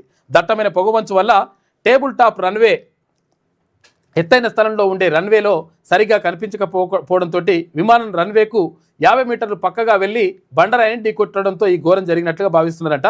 ప్రమాదంలో అజిత్ పవార్తో పాటు పైలట్ సుమిత్ కపూర్, తర్వాత కో పైలట్ శాంభవి పాఠక్ పాపం యాక్టివ్గా ఉంటుందంట, ఆమె కూడా చనిపోయిందంట. అందులో personal security officer Vidip Jadhav, flight attendant Pinky Mali కూడా దుర్మరణం చెందినట్టుగా తెలుస్తూ ఉంది. మొత్తం మీద పాపం నిన్న అజిత్ పవార్, అక్కడ మహారాష్ట్ర ఉప ముఖ్యమంత్రిగా ఉన్నటువంటి అజిత్ పవార్ నిన్న విమాన ప్రమాదంలో చనిపోయాడు. ఇక పేదల ఇళ్లలో వెలుగులు నింపేందుకే కేసీఆర్ అప్పులు చేసినాడు. చూసుకోయిగా అటుకులే బుక్కిండో అప్పులే చేసిండో కొడుకు ఇట్లా చేసిండని చెప్పేసి అంటారు కదా. ఎందుకు చేసినట్ట? పేదల ఇళ్లలో వెలుగులు నింపడానికి. ఇప్పుడు పేదల ఇళ్లలో వెలుగులు రావాలి కదా. ఇప్పుడు మరి అంత పేదరికం అంతా నిర్మూలన అయిపోవాలి కదా. ఎంతవరకు పోయింది రామన్న? అయిపోయిందా మొత్తం పేదరికం అంతా కంప్లీట్ అయిపోయినట్టేనా? ఎవరు పేదోళ్ళు లేనట్టేనా ఇప్పుడు రాష్ట్రంలో? మొత్తం అంతా వెలుగులు నిండినట్టేనా? అంతా బాగానే ఉన్నదా ఇప్పుడు? ఇక పేదల ఇళ్లలో వెలుగులు నిండడానికి ఆయన అప్పులు చేసినట్ట. మన వాళ్ళ కోసం కాదు, కాళేశ్వరంలో కమిషన్ల కోసమో లేకపోతే ఇంకో దేంట్ల కోసమో, అక్కడ కరెంట్ అమ్ముకోవడానికో దేనికోసమో కాదంట. దేనికోసం? పేదల ఇళ్లల్లో వెలుగులు నింపడానికి కేసీఆర్ అప్పులు చేసినట్ట. ఇగో ఇట్లా చెప్తుంటారు మనం నమ్మాలి. ఆయన 10 ఏళ్లలో చేసిన అప్పు 2 లక్షల కోట్లే అని చెప్పేసి కేటీ రామారావు అంటున్నాడు. మరి 2 లక్షల కోట్ల కంటే ఎక్కువ ఏమైనా ఉంటే నువ్వు కడతావా రామన్న? చెప్తావా? మరి నువ్వన్నా హామీ ఇస్తావా? ఒకటి రాసిస్తావు కాగితం, ఓ కాగితం మీద సంతకం పెట్టు. ఏమని? 2 లక్షల కోట్ల కంటే ఎక్కువ ఏమున్నా కానీ నేనే కడతాను, సంతకం పెట్టు.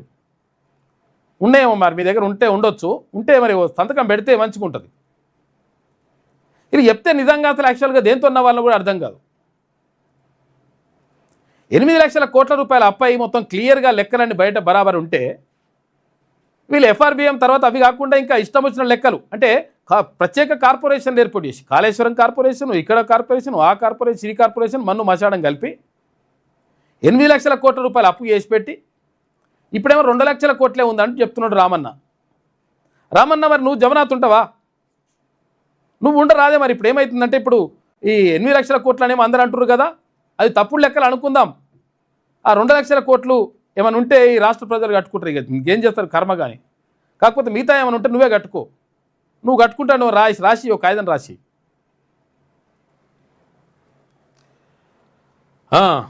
ఆ పైసలతోనే మెడికల్ కాలేజీలు ప్రాజెక్టుల నిర్మాణం. ప్రపంచంలోనే అతిపెద్ద లిఫ్ట్ ఇరిగేషన్ కాళేశ్వరం. ఏం చేసిండు కాళేశ్వరం కట్టి? నీళ్ళు వచ్చినాయా? కుంగిపాయే, అయిపోయాయి, దాంట్లో నీళ్ళే లేవు. ఇప్పుడు ఏమనంటే మేమే నీళ్ళు కాళేశ్వరం తోటి నీళ్ళు వారుతాయని చెప్పి వానలు వస్తే ఇప్పుడు కాళేశ్వరం లేకపోయా. ఇప్పుడు వార్తలేవా నీళ్ళు?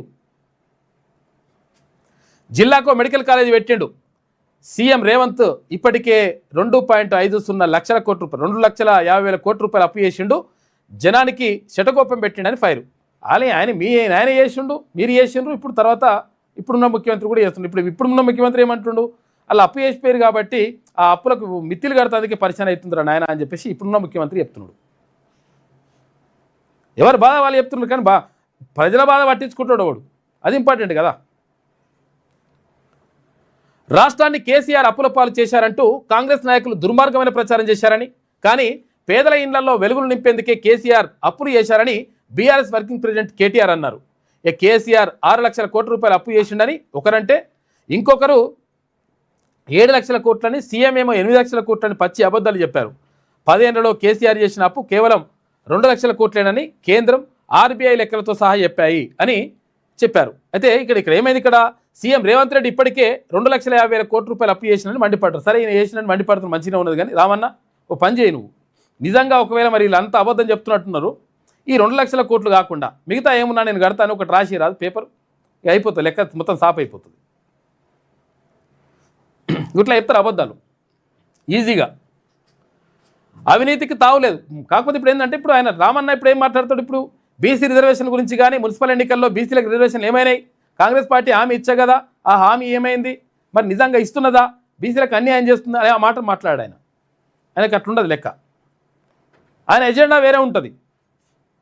అట్లా మనం ఆ ఎజెండా కోసం మనం పనిచేయాలి, మనం అంగీలు నింపుకోవాలి. కాబట్టి టికెట్ రానోళ్ళు ఎవరైనా ఉన్నా కానీ, టికెట్ రాదు అని చెప్పి తెలిసినా కానీ బరాబర్ రండి, మన పార్టీ రెడీగా ఉన్నదని చెప్పేసి అంటున్నాడు తీన్మాన్ మల్లన్న. తీన్మాన్ మల్లన్న దగ్గరకు వస్తే లెక్క సెట్ అవుతుంది. అవినీతికి తావులేదు, పవర్ టెక్నాలజీ హబ్గా ఇండియా, త్వరలోనే నక్సలిజం అంతమని చెప్పేసి రాష్ట్రపతి ద్రౌపది ముర్ము అంటుంది. 10 ఏళ్లలో 25 కోట్ల మందిని పేదరికం నుంచి బయటకు తెచ్చాం. పేదరికం నుంచి బయటకు తెచ్చినట్టు మళ్ళీ ఏమవుతుంది, ఈడ బయటకు తెచ్చినామని చెప్తున్నారు, మంచిగా ఉన్నది. మరి పేదరికం పోతే ఈ రేషన్ కార్డులు బీషన్ కార్డులు అన్నీ తగ్గిపోవాలి. ఎందుకంటే పేదరికం అయిపోయినాక ఇంకా రేషన్ కార్డులు ఎందుకు, కానీ రేషన్ కార్డులు పెరుగుతున్నాయి. రేషన్ కార్డులు పెరుగుతున్నాయంటే పేదరికం తగ్గినట్ట, పేదరికం ఎక్కువ అవుతున్నట్టు లెక్క. కానీ ప్రభుత్వం లెక్కలు ఇట్లుంటాయి. మళ్ళా గ్రామీణ ఉపాధి కల్పన కోసమే రామ్జీ చట్టం తీసుకొచ్చాం. ఆపరేషన్ సింధూర్ తర్వాత ఇండియా డిఫెన్స్ ఉత్పత్తులకు గిరాకీ పెరిగిందని వ్యాఖ్య. ప్రారంభమైన పార్లమెంటు సమావేశాలు, ఉభయ సభలను ఉద్దేశించి రాష్ట్రపతి ప్రసంగం. రామ్జీ చట్టంపై ప్రతిపక్షాలు ఆందోళన వ్యక్తం చేసినాయని చెప్పేసి ఇక్కడ నిన్న బడ్జెట్ సమావేశాలు ప్రారంభమైన సందర్భంగా రాష్ట్రపతి ద్రౌపది ముర్ము తన ప్రసంగంలో మాట్లాడినటువంటి మాటలు ఏంటంటే, అవినీతికి తావులేదు, మంచిగా చేసినామని చెప్తూ ఉంది. దేశంలో అవినీతి కుంభకోణాలకు తావు లేకుండా ప్రజాధనాన్ని సద్వినియోగం చేసుకుంటూ కేంద్ర ప్రభుత్వం పనిచేస్తోందని రాష్ట్రపతి ద్రౌపది ముర్ము అన్నారు. పన్ను చెల్లింపుదారుల ప్రతి రూపాయి అభివృద్ధి సంక్షేమం కోసమే ఖర్చు చేస్తున్నట్లు చెప్పారు. ఉపాధి కల్పన కోసమే రామ్జీ చట్టాన్ని ప్రభుత్వం తీసుకొచ్చిందని స్పష్టం చేశారు. పార్లమెంటు బడ్జెట్ సమావేశాల ప్రారంభం సందర్భంగా బుధవారం ఉభయ సభలను ఉద్దేశించి రాష్ట్రపతి ముర్ము నిన్న మాట్లాడింది. ఇక హార్వర్డ్ ప్రొఫెసర్లతోటి సీఎం రేవంత్ రెడ్డి భేటీ అయ్యిందట. ఫోటో దిగిండో మరి భేటీ అయ్యో తెలియదు, ఫోటో అయితే దిగిండు. విద్యా ప్రమాణాల పెంపుపై కీలక చర్చలు. ఇక హార్వర్డ్ యూనివర్సిటీలో ప్రొఫెసర్లతోటి సీఎం రేవంత్ రెడ్డి నిన్న ప్రత్యేకంగా ఒక కోర్సు చేసినట. కోర్సు చేస్తా ఉన్నాడు, 7 రోజుల కోర్సు ఏమంటారు, వారం రోజుల కోర్సు అది. ఆ వారం రోజుల కోర్సు చేసినటువంటి మొట్టమొదటి భారతీయ ముఖ్యమంత్రి ఎవరైనా ఉన్నారంటే ఆయన రేవంత్ రెడ్డి అని చెప్పేసి ఒక చరిత్ర సృష్టించేటువంటి కార్యక్రమం చేపడుతుందని చెప్పేసి వస్తా ఉన్నాయి వార్తలు. సరే, ఏదేమైనప్పటికీ ఇక్కడ రాష్ట్రానికి కూడా మరి ఎంతవరకు చేస్తారు, ఏం కథ, ఎటువంటి ప్రణాళికలు రూపొందిస్తారు, ఏం కథ అనేది అది ఇంపార్టెంట్. అమెరికా పర్యటనలో ఉన్న సీఎం రేవంత్ రెడ్డి హార్వర్డ్ యూనివర్సిటీలోని కెనడీ స్కూల్లో క్లాసులు విరామ సమయంలో అక్కడి ప్రొఫెసర్లతో భేటీ అయ్యారు. హార్వర్డ్ వైస్ ప్రోవోస్ట్, తర్వాత Harvard ex head professor Dustin Tensley, తర్వాత Kennedy school dean professor Jeremy వైస్టెన్తో సమావేశమై సీఎం విద్యా ప్రమాణాల పెంపుపై చర్చించారు. ఈ సందర్భంగా రాష్ట్ర సమగ్రాభివృద్ధి కోసం రూపొందించిన తెలంగాణ రైజింగ్ విజన్ను సీఎం వారికి వివరించారు. విద్యారంగంలో కలిసి పనిచేసేందుకు సహకరించాలని సీఎం కోరగా ప్రొఫెసర్లు సానుకూలంగా స్పందించారు. రాష్ట్రంలో విద్యా ప్రమాణాలు పెంచడానికి అవసరమైన విద్యా విధానాలు, ప్రక్రియలపైన ఈ భేటీలో ప్రధానంగా దృష్టి సారించారు. అలాగే ఆధునిక నైపుణ్యాభివృద్ధి, ఇటు ఆర్థిక వృద్ధిలో మానవ వనరుల అభివృద్ధి పాత్ర వంటి అంశాలపైన నిన్న మాట్లాడారని చెప్పేసి ఒక వార్త కనిపిస్తూ ఉంది. హార్వర్డ్ యూనివర్సిటీలో అమెరికా పోయింది కాబట్టి అక్కడ. ఇక ప్రపంచ స్థాయి ఏవియేషన్ హబ్గా భారత్ అని చెప్పేసి ఇక్కడ పౌర విమానయాన శాఖ మంత్రి అక్కడ రామ్మోహన్ నాయుడు అంటుండు.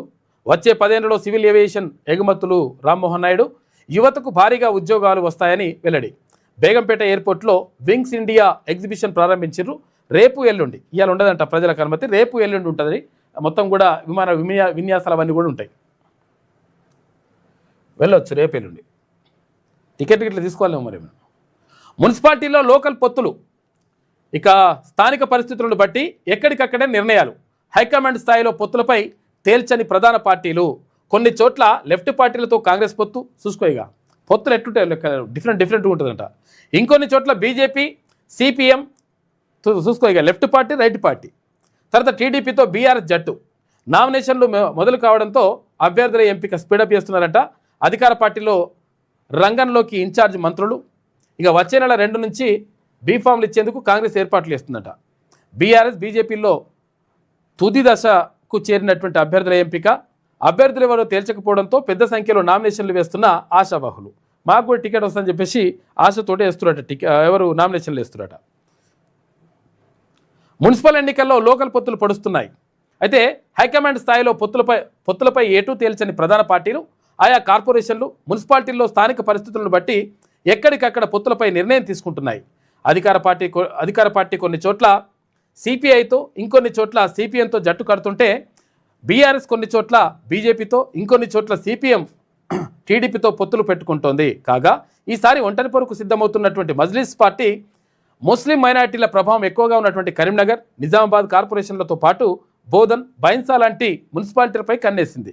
ఇక ఇప్పటిలాగే తలోదారిలో వెళ్తున్నటువంటి 2 లెఫ్ట్ పార్టీల్లో సిపిఎం తీరు విస్తుగొలుపుతోంది అని చెప్పేసి ఒక వార్త కనిపిస్తూ ఉంది. మొత్తం మీద పొత్తులు పిత్తులు ఇవన్నీ కూడా నడుస్తూ ఉన్నాయి. ఎందుకంటే నిన్న నుంచి నామినేషన్ల పర్వం కూడా స్టార్ట్ అయింది.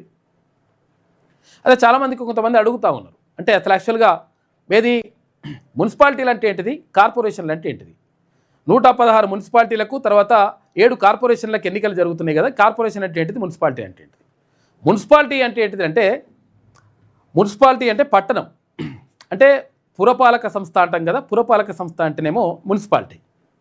నగరపాలక సంస్థ అనేటువంటిది కార్పొరేషన్, అంటే మున్సిపల్ కార్పొరేషన్ అంటాం. జిహెచ్ఎంసీ అంటాం కదా, గ్రేటర్ హైదరాబాద్ మున్సిపల్ కార్పొరేషన్ అంటే దాన్ని జిహెచ్ఎంసీ అంటాం. అంటే మున్సిపల్ కార్పొరేషన్ అంటే కార్పొరేషన్లు. అంటే కార్పొరేషన్లలో మేయర్ ఉంటాడు. కార్పొరేషన్లో మేయర్ని ఎన్నుకుంటారు. తర్వాత ఇక్కడ మున్సిపాలిటీల్లో ఎవరిని ఎన్నుకుంటారు? మున్సిపల్ చైర్మన్ ఎన్నుకుంటారు, మున్సిపల్ చైర్పర్సన్ని ఎన్నుకుంటారు. ఎవరు ఎన్నుకోవాలి? మున్సిపాలిటీలో అయితేనేమో 116 మున్సిపాలిటీలు ఉన్నాయి కదా. మున్సిపాలిటీలో అయితేనేమో కౌన్సిలర్లు ఉంటారు. ఈ కౌన్సిలర్లు అందరూ కలిసి మున్సిపల్ చైర్పర్సన్ని, మున్సిపల్ వైస్ చైర్పర్సన్ని ఎన్నుకుంటారు. ఇక్కడ కార్పొరేషన్లకు సంబంధించి 7 కార్పొరేషన్లు ఉన్నాయి కదా. ఈ కార్పొరేషన్లలో ఎవరు? అక్కడ కార్పొరేటర్లు ఉంటారు. ఇక్కడ కౌన్సిలర్లు, మున్సిపాలిటీలో కౌన్సిలర్లు ఉంటే కార్పొరేషన్లలో కార్పొరేటర్లు ఉంటారు. ఈ కార్పొరేటర్లు అందరూ కలిసి మేయర్ని ఎన్నుకుంటారు. కాబట్టి ఇక్కడ 7 మేయర్లు ఉంటారు. తర్వాత ఇవన్నీ కూడా జరుగుతుంది. అయితే ఎట్లా మరి దేని ప్రకారము దేన్ని మున్సిపాలిటీ అనాలి, దేన్ని నగరపాలక సంస్థ అనాలి, దేన్ని పురపాలక సంస్థ అంటారు, దేన్ని నగరపాలక సంస్థ అంటారని కూడా డౌట్ ఉంటుంది చాలామందికి. అంటే 30,000 నుంచి 3 లక్షల వరకు జనాభా ఉన్నటువంటి ఏదైతే పట్టణం ఉంటుందో దాన్ని మున్సిపాలిటీగా పేర్కొంటారు. 30,000 నుంచి 3 లక్షల వరకు జనాభా ఉండాలి, దాన్ని మున్సిపాలిటీ అంటారు. 3 లక్షలు దాటింది అంటే, జనాభా 3 లక్షల కంటే ఎక్కువగా ఉన్నది అని చెప్పేసి అంటే అక్కడ ఏది మున్సిపల్ కార్పొరేషన్ అంటారు. అక్కడ అంటే నగరము అంటే కొంచెం పెద్దదన్నమాట, పట్టణం అంటే కొంచెం చిన్నది. అట్లా నగరపాలక సంస్థలు ఉంటాయి. ఆ తర్వాత అక్కడ మేయర్ ఉంటాడు, మున్సిపల్ కార్పొరేషన్లో మేయర్ ఉంటాడు, మున్సిపాలిటీల్లో మున్సిపల్ చైర్పర్సన్ని ఎన్నుకుంటారు. ఇక్కడ కౌన్సిలర్ అంటారు, అక్కడ కార్పొరేటర్ అంటారు. దీనికి సంబంధించినటువంటి ఇంకా క్లారిఫికేషన్ కావాలంటే కూడా ఇంకా కూడా ఇస్తాం. ఎందుకంటే కొంచెంమంది కన్ఫ్యూజ్ ఉంటుంది, మున్సిపాలిటీలు అంటే ఏంటిది, తర్వాత మున్సిపల్ కార్పొరేషన్లు అంటే ఏంటిదని. ఇది దీనికి సంబంధించి మున్సిపాలిటీల్లో లోకల్ పొత్తులు పెట్టుకుంటున్నట. ఏ పొత్తులు పెట్టుకున్నా కానీ టికెట్ రాకపోతే, టికెట్లు చాలామంది ఇవ్వరు మీకు. ఎందుకంటే బీసీ, ఎస్సీ, ఎస్టీ, మైనార్టీలకు టికెట్లు ఇవ్వడానికి పార్టీలు ముందుకు రావు. కాబట్టి చూసుకోరు లెక్క. ఎక్కడ రెడీగా ఉన్నది పార్టీ బీసీలకు సంబంధించి. ఇక చూసుకో, ఇగో ఈ లంగలు తయారైపోయారు. లంగలు అంటే లంగలనాలన్నా వీళ్ళు నియమనాలనో తిట్టాలనో కూడా అర్థమవుతలేదు.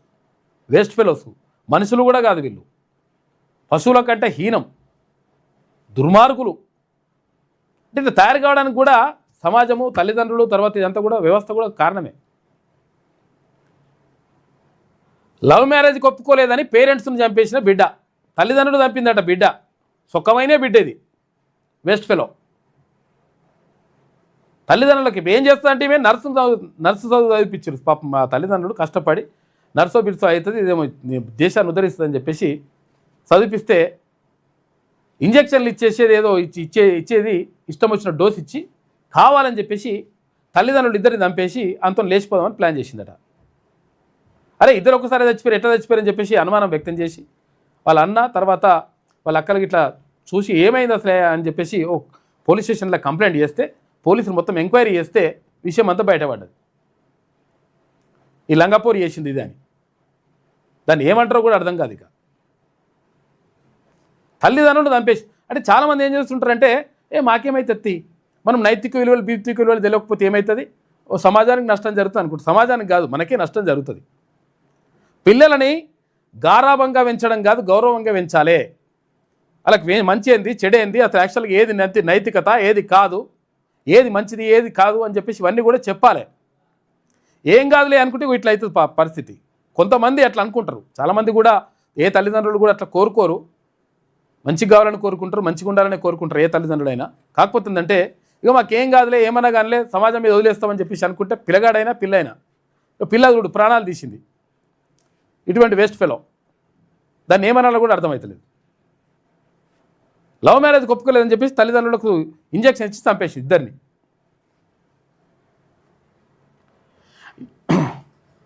ఇక యాచారం దంపతుల మృతి కేసులో కూతురే నిందితురాలట. ఇన్స్టాలో పరిచయమైనటువంటి వ్యక్తితోటి దారుణం. ఇప్పుడు ఇన్స్టాగ్రామ్లో ఓపెన్ చేసేసి ఇన్స్టాగ్రామ్లో రుయ్యి అనుడు భవి అనుడు పాట పెట్టి డ్యాన్స్ చేసి కథలన్నీ వాడి ఆగమానం చేసి లాస్ట్కి వస్తే ఓని ఇష్టపడదట. వాడు ఏందో వాడు ముక్కు తెలియదు, బొక్కం తెలియదు, వాడి కథ ఏం తెలియదు. వాడు తెలిసినా కానీ వాడు ఏం నాటకం ఆడుతుండ్రు ఏం డ్రామాలు ఆడుతుండో కూడా దీనికి తెలియదు. వాని కోసం ఈ అయ్యమ్మ పానం తీసిందట. లంగాము ఏమంటారు ఇక అసలు బూతులు వస్తున్నాయి. అబ్బాయి కులం వేరని ఒప్పుకోకపోవడంతో హత్యకు ప్లాన్ చేసిందట. మోకాళ్ళ నొప్పులు తగ్గిస్తానంటూ మత్తు ఇంజక్షన్లు ఇచ్చిందట. మోకాళ్ళ నొప్పులు వస్తున్నాయి కదా అమ్మ నాయన, మోకాళ్ళ నొప్పులు వస్తున్నాయిగా మీకు ఇంజక్షన్ చేస్తా మంచిగా చేస్తా అని అన్నదంట. వాళ్ళకి పాపం తల్లిదండ్రులు ఏమనుకుంటారు, బిడ్డే కదా, తర్వాత నర్సు కదా, అంతో ఎంతో తెలుసు కదా ఈమెకు అని చెప్పేసి అనుకుంటారు. ఈ బిడ్డ అంటే ఇష్టం వచ్చిన డోస్ ఇచ్చి చంపేసింది వేస్ట్ ఫెలో. ఇద్దరికి హెవీ డోస్ ఇచ్చి హత్య చేసిందట. నిందితురాలు ఆసుపత్రిలో నర్సు. ఇదే వేస్ట్ ఫెలో. ప్రేమ పెళ్లికి ఒప్పుకోలేదని తల్లిదండ్రులను ఓ యువతి హత్య చేసింది. ఓవైపు అప్పుల బాధ, మరోవైపు తన తండ్రి తన పెళ్లి చేయలేకపోతున్నామనే రందితోనే అమ్మ నాన్న చనిపోయారని ఆమె అందరినీ నమ్మించిందట. అప్పుల బాధ ఉన్నది, తర్వాత ఇదంతా పెళ్లి చేయలేకపోతున్నారని చెప్పేసి బాధపడుతున్నారు తల్లిదండ్రులు, అందుకే వాళ్ళు చచ్చిపోయారని చెప్పేసి అన్నదట. చూసుకో ఇక అందరినీ నమ్మించింది. అయితే తల్లిదండ్రులు ఇద్దరు ఒకేసారి అనుమానాస్పద స్థితిలో చనిపోవడంతో కొడుకు పోలీసులకు ఫిర్యాదు చేసిండు. అయితే అందులో అసలు నిజం బయటపడింది. తల్లిదండ్రులకు మత్తు ఇంజక్షన్లు ఇచ్చి బిడ్డనే చంపిందని పోలీసుల విచారణలో తేలింది. ఈ కేసు వివరాలను బుధవారం వికారాబాద్లో డిఎస్పీ శ్రీనివాసరెడ్డి వెల్లడించారు. ఇటు వికారాబాద్ జిల్లా బంట్వారం మండలం యాచారం గ్రామానికి చెందినటువంటి నక్కలి దశరథ్ లక్ష్మీ దంపతులకు ముగ్గురు బిడ్డలు ఉన్నారట. ఒక కొడుకున్నాడు, ఇద్దరు కుమారుడికి వివాహం జరిగింది. ఇక ఈ పోరే ఉందట. ఈ వేస్ట్ ఫెలో అమ్మనాయని దంపుతందుకు ఇట్లా తయారైతున్నా. నేను ఏమంటున్నానంటే పైసలు సంపాదిస్తాం, అట్లా పోతాం ఇట్లా పోతాం, పిల్లల్ని పట్టించుకోము, ఏదో మొత్తం చేసేస్తాం, పీకేస్తాం, పొడి చేస్తాం అంటే లాస్ట్కి వస్తే మీకే దెబ్బ పడుతుంది. కాబట్టి తల్లిదండ్రులారా జాగ్రత్తగా ఉండండి. మీ పిల్లలు ఏం చేస్తున్నారు, ఏం కథ, వాళ్ళు ఎట్లున్నారు, వాళ్ళ నడవడిక మీద ఒక కన్నేసి పెట్టండి. ఇప్పుడు పరిస్థితులు బాగాలేవు.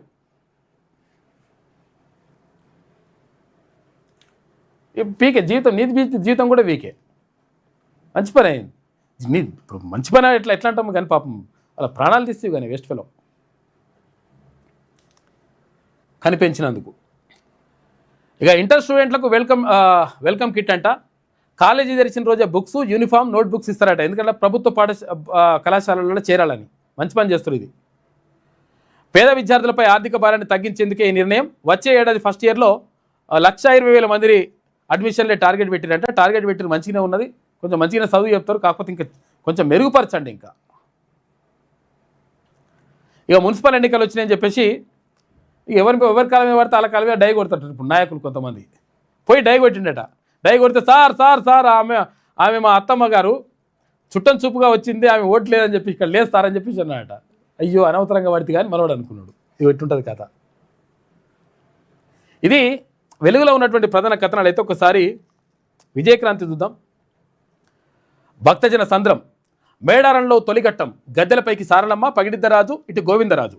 ఆదివాసీ సాంప్రదాయాల ప్రకారం వనదేవతలను మేడారానికి తెచ్చిన పూజారులు, భక్తి పరవళ్లతో ఉప్పొంగిన జంపన్న వాగు. ఇక లక్షలాదిగా తరలి వచ్చిన భక్తులు ఇవాళ గద్దె మీదకు సమ్మక్క రాక అని చెప్పేసి ఒక వార్త కనిపిస్తూ ఉంది. ఇవాళ సమ్మక్కను గద్దెలపైకి తీసుకొస్తారు. గద్దెలపైకి తీసుకొస్తే ఇక మహాజాతర మొత్తం కూడా ఘట్టం అద్భుతంగా ఇంకా ప్రారంభమవుతుంది. ఆల్రెడీ ప్రారంభమైంది, అద్భుతంగా సాగుతుంది. ఎందుకంటే అందరు కూడా ఉంటారు ఇక్కడ. అక్కడ జంపన్న వాగులో, జంపన్న అంటే సమ్మక్క వాళ్ళ కొడుకు, జంపన్న వాగులో స్నానం చేసి ఆ తర్వాత ఇక్కడ సమ్మక్క, సారలమ్మ, తర్వాత పగిడిద్దరాజు, ఇటు గోవిందరాజు వీళ్ళందరినీ కూడా దర్శించుకుంటారు భక్తులు. అయితే అక్కడ లోపలికి పోవడానికి వీలు లేదంటే ఇప్పుడు అంతా కూడా కొంచెం పరిస్థితి బాగాలేదని చెప్పేసి అంటున్నారు. మరి ఎట్లా చేస్తారో ఏర్పాట్లు అయితే మొత్తం కూడా జరిగినాయి. బయట నుంచే అవన్నీ కూడా ఇవ్వాలని చెప్పేసి అంటున్నారు మొక్కులు చెల్లించుకునే వాళ్ళు కూడా. కాకపోతే కొంచెం జాగ్రత్తగా ఉండండి. అగో కోళ్ళని ఇట్లా మీదకి ఇసిరేస్తారు. మీదకి ఇసిరేసి దాని తర్వాత కోసేసి కాయమ కొట్టి కూర వండుతారు అన్నట్టు. నిలువెత్తు బంగారం అంటే బెల్లం అక్కడ. అధికారులు జాగ్రత్త, రాజకీయ నాయకులకు జీ హుజూర్ అంటే కష్టమే. మరి ఇదివరకు ఒకసారి శ్రీలక్ష్మి అంటే ఆమె ఒక ఆమె ఉండే ఐఏఎస్ ఆఫీసర్. ఇప్పుడు ఆమె ఏపీలో ఉన్నది. ఆమె సిఎస్ కావాల్సిన ఆమె, అంటే చీఫ్ సెక్రటరీ కావాల్సిన ఆమె. రాజశేఖర రెడ్డి ప్రభుత్వం అధికారంలో ఉన్నప్పుడు ఉమ్మడి రాష్ట్రంలో ఎట్లా చెప్తే అట్లా చేసింది. సంతకం పెట్టంటే పెట్టి పడేస్తే అక్కడ ఓబులాపురం మైనింగ్ కేసులో అక్కడ గాలి జనార్దన్ రెడ్డి ఇష్టం వచ్చినట్టుగా లక్షల కోట్ల రూపాయలు సంపాదించిండు, ఆగమాగం చేసిండు. ఆయన మీద కూడా ఆరోపణలు ఉంటే మొత్తం జైల్లో కూడా వేసిండు. మొన్న జైలు వేసిన తర్వాత ఆయనకు ధన్మన్ బెయిల్ వచ్చేసింది. ఎందుకంటే పైసలు అంతా పైసా ప్రభావం. 7.5 సంవత్సరాల జైలు శిక్ష విధించిన తర్వాత మళ్ళా జైలుకు పోయిన తర్వాత మళ్ళీ పట్టుకొచ్చి మళ్ళీ బయట వేసిండ్రు. పైసలతో అట్లా జరిగింది. కానీ ఈ శ్రీలక్ష్మి పని అయింది. ఐఏఎస్ ఆఫీసరు ఆ శ్రీలక్ష్మిని ఇప్పటికి కూడా సిఎస్ కాకుండా ఆగం అయిపోయింది మొత్తం. అవి రిటైర్మెంట్ కూడా దగ్గరకు వస్తుంది. అందుకని అధికారులు మేము వాళ్ళకి చెప్పినట్టు వింటాం, వీళ్ళు చెప్పినట్టు వింటాం, ఇష్టం వచ్చాయో మీరు ఏం చేస్తారో చేసుకోపోరి, మాకు ఆ సార్ ఉన్నాడు మీరు ఉన్నాడు అని చెప్పేసి అంటే ఇట్లా ఉల్టా అవుతుంది కథ. ప్రమోషన్ తర్వాత పోకల్ పోస్టింగ్ ఎక్స్టెన్షన్ కోసం వెంపర్లాడుతున్న అధికారులు నిబంధనలు పట్టించుకోకుండా పైలపై సంతకాలు పెడుతున్నారట. చివరికి కేసులు, విచారణలు, కోర్టుల చుట్టూ ప్రదక్షిణ చేయాల్సి వస్తుంది. మేడిగడ్డ వ్యవహారం, రాష్ట్ర ప్రభుత్వ ప్రధాన కార్యదర్శి నుంచి మొదలుకొని నీటిపారుదల శాఖ, ఆర్థిక శాఖ ప్రిన్సిపల్ సెక్రటరీలు, ఈఎన్సీలు, తర్వాత CE, SE, EE, DE, EE ఇలా పదుల సంఖ్యలో అధికారులపై మేడిగడ్డ కుంగుబాటు సంఘటన, కాళేశ్వరం ప్రాజెక్టు నిర్మాణంలో భారీగా అక్రమాలు, అవినీతిపై విచారణ జరిగింది. అప్పటి సీఎం కేసీఆర్ ఈ ఘటనకు సంబంధించిన జస్టిస్ పిసి ఘోష్ కమిషన్ విచారణ సందర్భంగా అంతా అధికారులకే తెలుసని చెప్పేసిండు. ఏం చేసిండు? చెయ్యి అజ్జయ్ ఇజ్జే అన్నాడు. అజ్జయ్ ఇజ్జే అంటే సార్ పెద్ద సార్ చెప్తున్నాడు కదా, కేసీఆర్ చెప్తున్నాడు మమ్మల్ని కాపాడుతాడేమని అన్నీ వేసుకుంటే సంతకాలు పెట్టుకుంటూ పోతే విచారణకు పోయినట. విచారణ పిసి ఘోష్ గారి ముందర విచారణకు పోతే ఏమైంది కేసీఆర్ గారు, మీరు ఏంది కథ ఏంది అసలు, యాక్చువల్ మొత్తం అవినీతి అక్రమాలు ఇదంతా కుంగిపోయింది ఏంది, నీ కథ ఏందని చెప్పేసి అడిగితే నాకేం తెలుసు సార్ అంతా అధికారులు చేసిరన్నట. ఎవరి మీద పడ్డది? అధికారుల మీద పడ్డది. అట్లుంటుంది లెక్క. ఫోన్ ట్యాపింగ్ కేసు, ఈ కేసు విచారిస్తున్న సిట్ ఇచ్చిన నోటీసులతోటి విచారణకు హాజరైనటువంటి బీఆర్ఎస్ నేతలు కేటీఆర్ తదితరులు, కేటీఆర్, హరీష్ రావు, తర్వాత సంతోష్ రావు. ఫోన్ ట్యాపింగ్ అనేది ఏ ప్రభుత్వంలోనైనా ఉన్నతాధికారుల కనుసన్నలోనే జరిగే సాధారణ అంశమని, ఈ విషయంలో ఉన్నతాధికారులను కాకుండా కింది స్థాయి అధికారులను విచారించాలనుకుంటే అప్పటి DGP Mahender Reddy, intelligence chief Shivadhar Reddy, Jitender లాంటి వారిని విచారించాలని కోరడం గమనార్హం. చూసుకో, ఆఫీసర్కి తెలుసు, మాకేం తెలుసు అంటారు.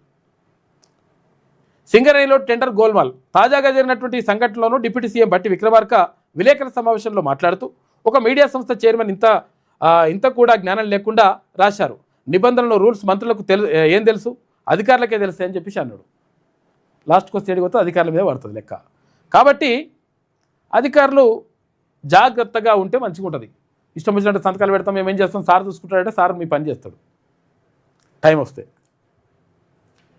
ఇక అజిత్ పవార్ 1959లో పుట్టిండు, 2026లో చనిపోయిండు. నిన్న బుధవారం బారామతి విమానాశ్రయం సమీపంలో కూలిపోయి మంటల్లో అగ్గైనటువంటి చార్టర్ విమానం అని చెప్పేసి ఇక్కడ చూసుకోవచ్చు. అది విమాన దుర్ఘటనలో అజిత్ పవార్ మృతి. మహారాష్ట్రలోని బారామతి సమీపంలో కుప్పగూలిన చార్టర్ ఫ్లైట్ ప్రమాదంలో డిప్యూటీ సీఎం సహా 4 మృత్యువాత. మృతుల్లో పైలట్, కో పైలట్, ఒక సెక్యూరిటీ అధికారి, మరొక వ్యక్తిగత సహాయకురాలుందంట. ఇవాళ బారామతిలో అంత్యక్రియలు. అరుదైన నేతను కోల్పోయామని చెప్పేసి ప్రధాని మోడీ అంటున్నాడు. వార్తలు రాసేవారితో కలిసి తిరగాల అని చెప్పేసి ఎవరు బట్టి విక్రమార్క అంటున్నాడు.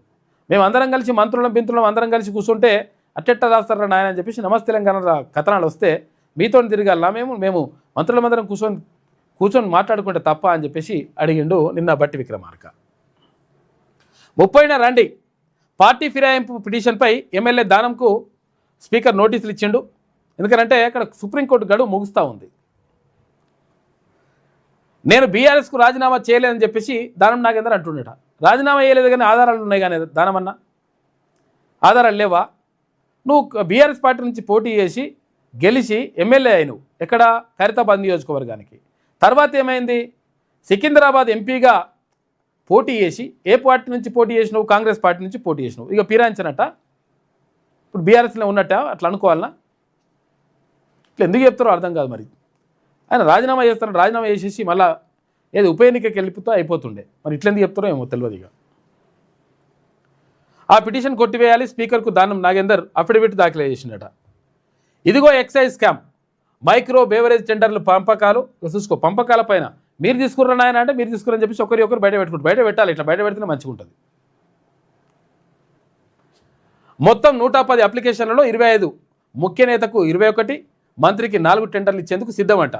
ఒక్కో బేవరేజ్ దగ్గర 1.80 కోట్లు, ముఖ్య నేతకు 1,50,00,000 రూపాయలు, ఆయన తోడు నీడకు 30 లక్షలట. వైన్స్ టెండర్లో లక్కీ డ్రా తీయకుండానే షాపుల కేటాయింపు. హలోగ్రామ్ టెండర్ అల్లుడికి కావాలని ముఖ్య నేత, కుమారుడికి కావాలని మంత్రి పంచాయతీ. చూసుకో ఎట్లున్నది. ఇక తెలంగాణ భవన్లో చిట్చాట్లో మాజీ మంత్రి హరీష్ రావు అని చెప్పేసి ఇట్లా నడుస్తున్నది. ఇక ఆరూరి రమేష్ ఉన్నాడు కదా, మాజీ ఎమ్మెల్యే, వర్ధన్నపేట మాజీ ఎమ్మెల్యే. మళ్ళా అంటే అంతకుముందు అప్పుడు ఎలక్షన్స్ అప్పుడు అసెంబ్లీ ఎన్నికలప్పుడు బీజేపీలోకి పోయిండు. బీజేపీలోకి పోయిన తర్వాత ఇప్పుడు మళ్ళా బీఆర్ఎస్లోకి మళ్ళీ వెనుకకు వచ్చినట గర్వాపసి. కాంగ్రెస్కు తీరిక లేదు, బీజేపీకి సోయలేదని చెప్పేసి ఇక్కడ కేటీ రామారావు అంటున్నాడు. అన్ని హామీలను తుంగలు తొక్కిన ప్రభుత్వం, చోద్యం చూస్తున్న బీజేపీ మున్సిపల్ ఎన్నికల్లో గొప్ప విజయం సాధించాలి బీఆర్ఎస్ వర్కింగ్ ప్రెసిడెంట్ కేటీఆర్ అంటున్నాడు. బీఆర్ఎస్లో చేరిన వర్ధన్నపేట మాజీ ఎమ్మెల్యే ఆరూరి రమేష్ మళ్ళీ వచ్చినట పార్టీలకు. ఇక నయీం అక్రమాస్తులపై ఈడీ ఛార్జిషీటు 11.30 రూపాయల బినామీ ఆస్తులు గుర్తించిరట. నయీం భార్య హసీనా బేగంతో సహా 10 మంది పైన అభియోగాలున్నాయి.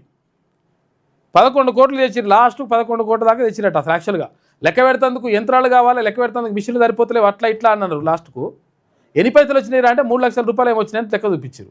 లాస్ట్కి వస్తే 3 లక్షల లెక్కకు మిషన్లు కావాలి, మిషన్లు సరిపోతలేవని అన్నారు.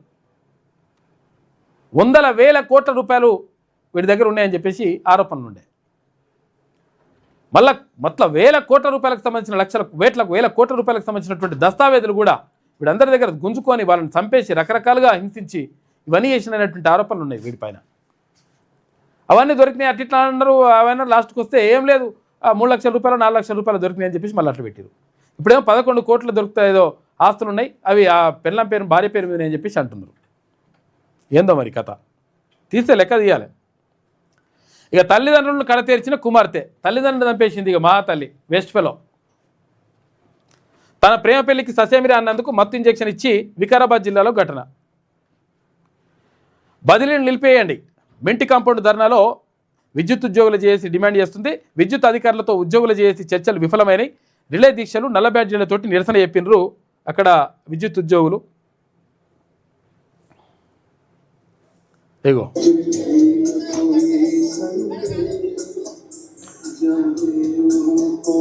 మింటి కాంపౌండ్ దగ్గర అక్కడ విద్యుత్ చేసి ఆందోళన చేస్తుంది.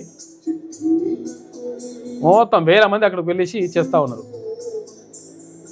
రాత్రిపూట కూడా రాత్రి 9:45 ఇది మహాధర్నా చేస్తున్నారు మింటి కాంపౌండ్ కాడ. అంటే మింటి కాంపౌండ్ అంటే ఏముంటుందంటే ఇది సెక్రటరియట్ ఉంటుంది కదా, సెక్రటరియట్ వెనకాల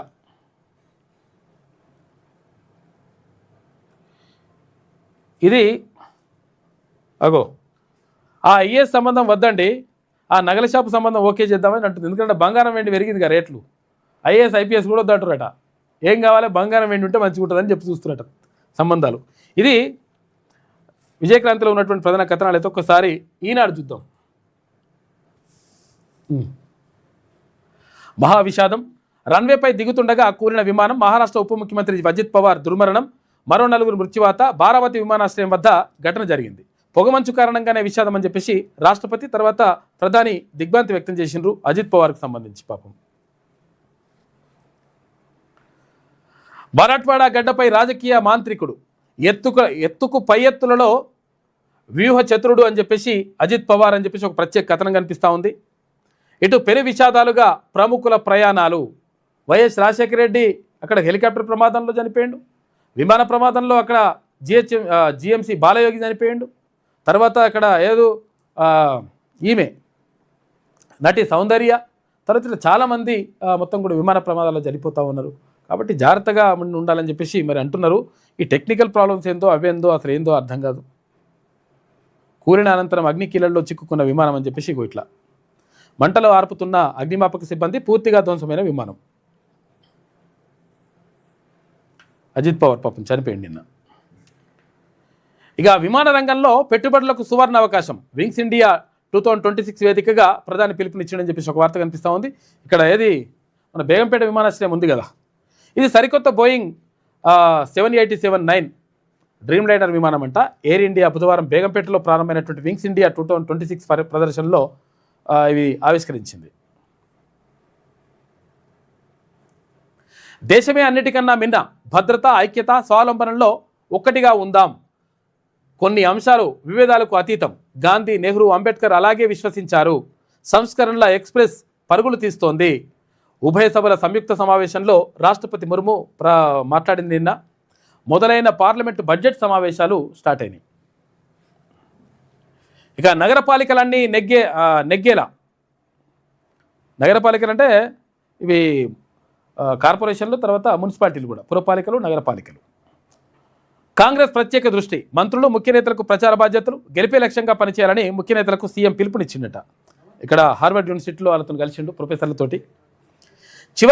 చివరి వరకు ఉత్కంఠేనా, బీఫామ్లు ఇవ్వడంపై ఆచితూచి వ్యవహరిస్తున్నాయి పార్టీలు.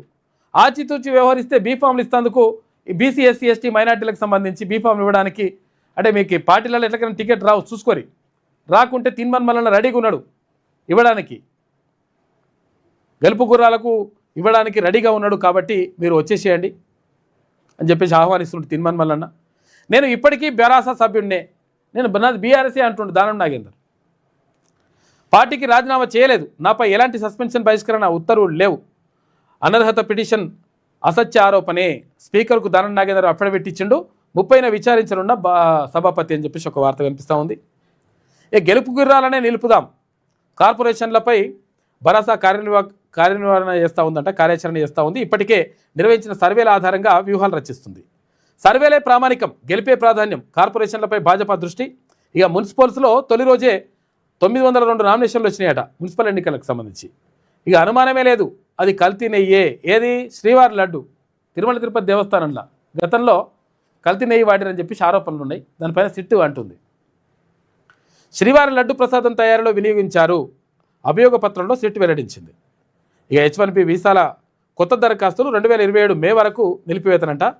టెక్సాస్ గవర్నర్ కీలక నిర్ణయం తీసుకుంటే అదే బాటలో ఫ్లోరిడా పయనం. మైక్రో బ్రూవరీల్లో అక్రమాలకు తెరలేపిన సర్కార్ అని చెప్పేసి హరీష్ రావు ఆరోపిస్తున్నాడు. మత్తు ఇంజెక్షన్ ఇచ్చి తల్లిదండ్రుల హత్య, ఇంకో ఏదేనంట వేస్ట్ ఫెలో. కులాంతర వివాహానికి అడ్డొస్తున్నారని కుమార్తె ఘాతుకం. వికారాబాద్ జిల్లా యాచారంలో దారుణం. ఇద్దరు తల్లిదండ్రులు చంపేసింది పాపం. మత్తు ఇంజెక్షన్ ఇచ్చి చంపిందట, ఎక్కువ డోసు ఇచ్చి ఖతం చేసింది. ఆ ప్రేమ పెళ్ళికి ఒప్పుకుంటలేరని చంపేసిందట వేస్ట్ ఫెలో.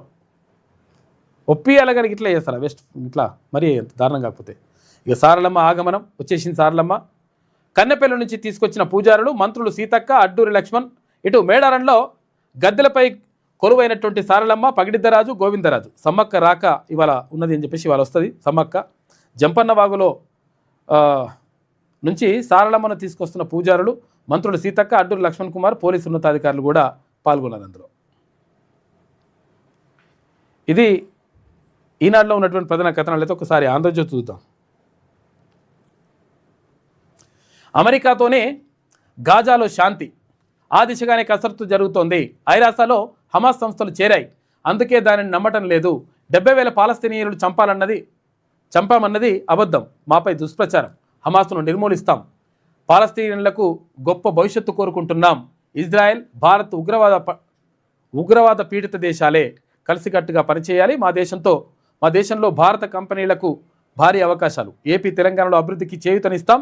ఆంధ్రజ్యోతి ఇంటర్వ్యూలో భారత్లో ఇజ్రాయెల్ రాయబారి రూవెన్ అజర్ అంటుండట, మంచి పని. మొత్తం మీద అమెరికాలో గాజాతోటి శాంతి అని చెప్పి చెప్తున్నాడు. గద్దెపైకి సారళం వచ్చింది. నిన్న ప్రశాంతంగా పూర్తయిన మేడారం జాతర తొలిఘట్టం. ఇవాళ సమ్మక్క కూడా గద్దెలపైకి వస్తుంది. ఇవాళ నిన్న సారళమ్మ, తర్వాత పగిడిద్దరాజు, ఇటు గోవిందరాజు ముగ్గురిని నిన్న తీసుకొచ్చేసి గద్దెలపై పెట్టిండ్రు. తర్వాత ఇవాళ సారళమ్మ కూడా వచ్చేస్తే ఒక సంపూర్తిగా ఇక్కడ విజయవంతంగా నడుస్తుంది సమ్మక్క సారక్క జాతర. ఉదయం నుంచి సారళమ్మ గుడిలో పూజలు, సాయంత్రం బయలుదేరిన కన్నెపల్లి కల్పవల్లి, అడుగడుగున భక్తుల నీరాజనం. కన్నెపల్లి నుంచి మేడారం దాకా 2 కిలోమీటర్ల మేర బారులు తిరిగి జనం. ఇక డోలు వాయిద్యాలతో సాంప్రదాయ నృత్యాలు, సిగమూగిన వేలాది మంది మహిళలు. ఎందుకంటే శివసత్తులు మొత్తం వచ్చేస్తారు అక్కడికి. ఇక్కడ నేడే గద్దెపైకి సమ్మక్క తల్లి, పూర్తయిన ఏర్పాట్లు. జంపన్న వాగులో కొట్టుకుపోయినటువంటి ఒక వ్యక్తి చనిపోయిందట, జాగ్రత్తగా ఉండండి. అక్కడ బంగారం కూడా, అంటే బంగారం వేసుకొని పోతాం, మేము ఇట్లా వేసుకొని పోతాం, కొంత షోపుటప్ చేస్తాం అంటే లాస్ట్కి వస్తే మరి బంగారం కూడా వీక్తుంది.